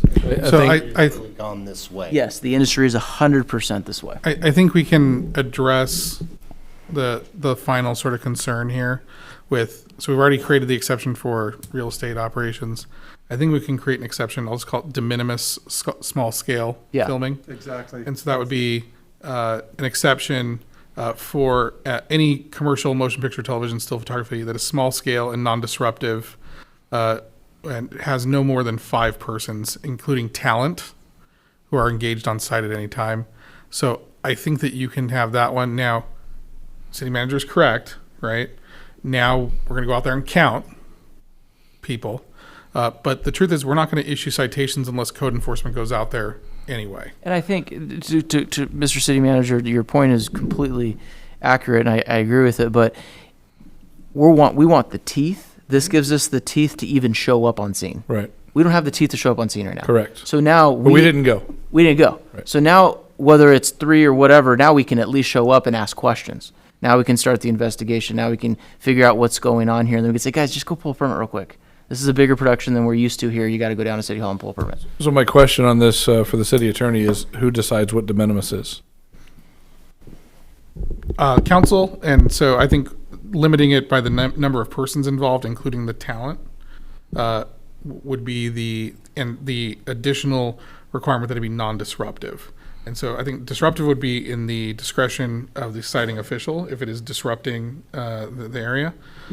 And then you have the objective standard of the number of persons involved. Right. I'm not quite sure the number of people. You could do a production and be a disruption with 2 crew members. So I included the talent in that, so the people being filmed, not just the people doing the filming. Yeah. But you can drop that number down. I would say that, yeah, I mean, one person can be disruptive if they choose to. My hope would be that there would be some other law or regulation that Disturbing the peace. would govern what they're doing. Isn't there a portion of this that if you're going to come into Canyon Lake and do a video utilizing our backdrop, isn't that also part of this concern? That you are now taking our private property and using it for a commercial purpose? That's hard because it gets into exactly what the city attorney said. That there's Because we- that's we what start this- trampling upon amendments. Group was doing. But that's really not the city's problem, that's really the POA's problem. Well, what- They're using the POA facilities, and if the POA wants to police them for using the camera on their property, that's their issue. And for us to say, you're gonna use it on our public area here is kind of crazy. But we could, to add to our de minimis, number of people, I picked 5, council members said 3. Whatever number the council thinks is de minimis, we can put it in there. One of the things we can include is that if you are on private property, which includes association areas, that you are filming with the written permission of the property owner, which in that case would be the POA. And so that would be an easy objective thing for city staff to go out there and say, do you have a permit? No. Do you have written permission from the POA to be filming on their property? No, you do not. That's huge, that is huge. Why do we have to go to the number though? Why does that part have to be integrated in there? Because again, it's going to be, I agree. how many people are there? How many are filming? That's almost irrelevant. And I think what you just added is awesome because I don't want to be in a position where the POA calls us for help, and they don't do that a lot. They really don't. And I'm saying we took this to the city, but we really can't help you with that because I don't know how many people are there. Is it a problem? If it is causing a ruckus, if you will, there are other things that we can go get involved in, but I feel like we get in a little too much into minutia when we're adding a number. The thing that the Councilmember Smith asked for in the beginning was just an exemption for realtors that makes sense. We came up with a great solution through that process, and then now you want me to do it twice? No, stop what you in Moneyball. Hang up the phone. All right, let me try it without the number. See if the council gets a consensus on it. In my mind, it's permission of the owner, because the owner can then take responsible for how many people he wants on his property. So that's where I'm going with this. So Permit application requirement and permit fees established by this chapter shall not apply to commercial motion picture, television, or still photography that is small scale and non-disruptive. And I just leave those without a specific objective criteria. Provided that any filming on private property, including private common area, blah, blah, blah, blah, occurs with the written consent of the property owner or controlling association and in compliance with their rules. Such proof of such consent is to be produced upon request. And so I just say small scale and non-disruptive. I don't define what. I think that's perfect, because if somebody is calling us for help, it's clearly disruptive. Now you have something to do. Yep. For my colleagues at the end of this dais who have not engaged in this conversation, I want to apologize for taking your time this evening. But I want to say thank you, Mr. City Attorney. I'm good 100% with what has been written, and I'm a go 100 without a doubt. So would your motion be for? My motion would be to move forward with Ordinance 261 with the city attorney's recommendation that I cannot repeat for the life of me, but I know that he's sending this to our city clerk, so she's going to have it. Just for so the we have it on the recording. Thank you. It's to amend 530040, the permit requirement to include private property under the control of a property owners association, and to add exceptions E, which is filming for marketing for real estate, and F, which is the de minimis and small scale filming. I'll send the exact language of that to the city clerk. And it'll be on the second reading. Right, this will come back for the second reading. It'll be effective 30 days after that reading. So moved on my part. Do we have any public comments? Mayor, we do not. Need a second? I'm here. City Clerk, would you like to conduct a roll call vote? Mayor Pro Tem Castillo? Aye. Councilmember Smith? Aye. Councilmember Seaver? Aye. Councilmember Welty? Aye. Mayor Terry? Aye. Motion passes. You've got the next one, right? 17, adoption of urgency ordinance number 262, an urgency ordinance of the City Council of the City of Canyon Lake, California, amending the fire code of the City of Canyon Lake. Presentation by City Attorney Stephen Graham. Very good, and I'll ask the fire chief to assist me. I'll give maybe the background here, and the fire chief can explain why these amendments are necessary for the preservation of the safety in the City of Canyon Lake. The reason why you have an urgency ordinance in front of you amending the fire code instead of the more traditional ordinance that we were going to get on the triennial cycle later this year is that the legislature adopted the provisions of Assembly Bill 306. Now, they didn't actually adopt 306. They took the majority of the provisions of 306, they folded it into their budget trailer bill, AB 130, and they adopted it on an urgency basis, putting it into effect immediately instead of putting it into effect on January 1st of 2026. And what they've done is it's a little bit of a tug and pull here. On the one hand, they have severely restricted local control by removing a lot of the discretion that local agencies like the City of Canyon Lake have to impose additional building code standards for buildings that are being constructed in the community for residential structures. The intent of the legislature in this area is to essentially freeze the model building code standards in jurisdictions throughout the state for the next 6 years. The stated purpose of this, when they originally started this discussion, was to assist on the reconstruction following the Palisades and the Altadena fires. But what it has done in reality is that there's a lot of cities that, based on their own local conditions, they have created heightened standards under the building and fire codes and other residential codes. And the state is trying to put a moratorium on that for 6 years. You can still have those local changes, but it's going to go through an extremely rigorous state level review. So on the one hand, they're restricting local control. On the other hand, the intent is to stop a lot of local jurisdictions across the state who maybe have gone too far in creating extremely complicated local rule sets that makes it very difficult to do residential construction in those jurisdictions. So this got brought to my attention by the fire chief during one of our monthly meetups, and he had some changes that he wanted to make sure we got on the books, because if we get them on the books by September 1st, they will be grandfathered in. We don't have to go through the heightened regulatory review process. So with that, I will turn it over to the fire chief. He can explain what those provisions are and why they are important that we get on the books now. Thank you, Mr. City Attorney. Most of the new amendments that we're proposing as part of the fire code really have to deal with fire department access, addressing, and our ability to gain access to properties. As we speak, we have 2 properties that are being developed off of Sorrel Road. These individual properties have very long residential driveways. The requirements for those driveways needed to be updated so that we can get our fire apparatus down there, that the roads are rated for the weight of the fire apparatus. We can't be 1,000 feet away, and that's what some of these driveways are, and effectively fight fire in a home or even provide emergency medical assistance. I mean, the elevation change on some of these are 50, 100 feet in elevation changes. We also found recently with another development that's occurring on Vacation Drive, that while the property is addressed off of Vacation Drive, it's accessed off of a little narrow, I don't even want to call it a road, off of Bonanza that's probably a quarter-mile away. And so when you get a 911 call, you're looking for an address on Vacation, and the only way to get there is off a completely other street.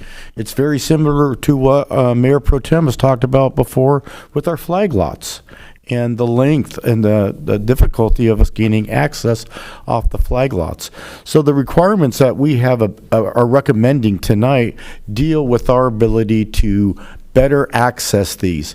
We didn't just think of them on our own. We're trying to work with the other fire agencies in Riverside County, and we're trying to build uniform standards so that when a development comes in, they're not just going to Hemet or Murrieta and it's different here or different there. We're trying to provide uniformity in what we're doing. So we wanted to take this opportunity. We were planning on doing this in the regular code cycle adoption. This AB bill changed all that and sped up the process, hence the need for the urgency ordinance tonight. And those are essentially the changes that we're proposing. I am available for any questions if you have more specifics. Any questions? Any public comments? Need a motion and a second to adopt urgency ordinance number 262. I motion. Second. City Clerk to conduct a roll call vote. Mayor Pro Tem Castillo? Aye. Councilmember Smith? Aye. Councilmember Stieber? Aye. Councilmember Welty? Aye. Mayor Terry? Aye. Motion passes. Committee and council reports and comments. Any council members like to provide a report or comment? It's a late night. I think we can wait until next month. I'll catch you all up. Yeah, I'm the same. We were dark last month, so I'm good. The only comment I have is, Microphone. sorry, lots of our Canyon Lake kids went back to school. So that's exciting. Wish them the best year ever. And our spouses. Yes, that's right. My only comment would be not only us in this room, but the entire community have a safe Labor Day weekend, and hopefully everyone can make it out for our 9/11 event that will be held in the morning at the fire station, correct? Yes. I'm getting thumbs up, so that's all I have. All right. Well, before we do leave tonight, once again, I want to commend our Public Safety Ad Hoc Committee. I think without you guys, and I'm not trying to float your boat, this is going really smooth. Thank you, City Manager, for all the hard work that you're doing as well. Very exciting night, and I think our residents are, eventually going to really, really embrace this department. I think it's really great for them. They deserve it, and awesome job. Really, tremendous job. Okay, help me out with this, City Manager. I am to announce that the next regular City Council meeting will be held on September 10th, 2025, but Well, there's a couple things. I do have some comments. If Man. I kind of liked his approach. He was just saying, no one's making comments, we're moving on. It's September 21st, by the way. City manager comments. I do have some comments. One, very excited about what was done here, excited about the direction. I can't wait to start branding.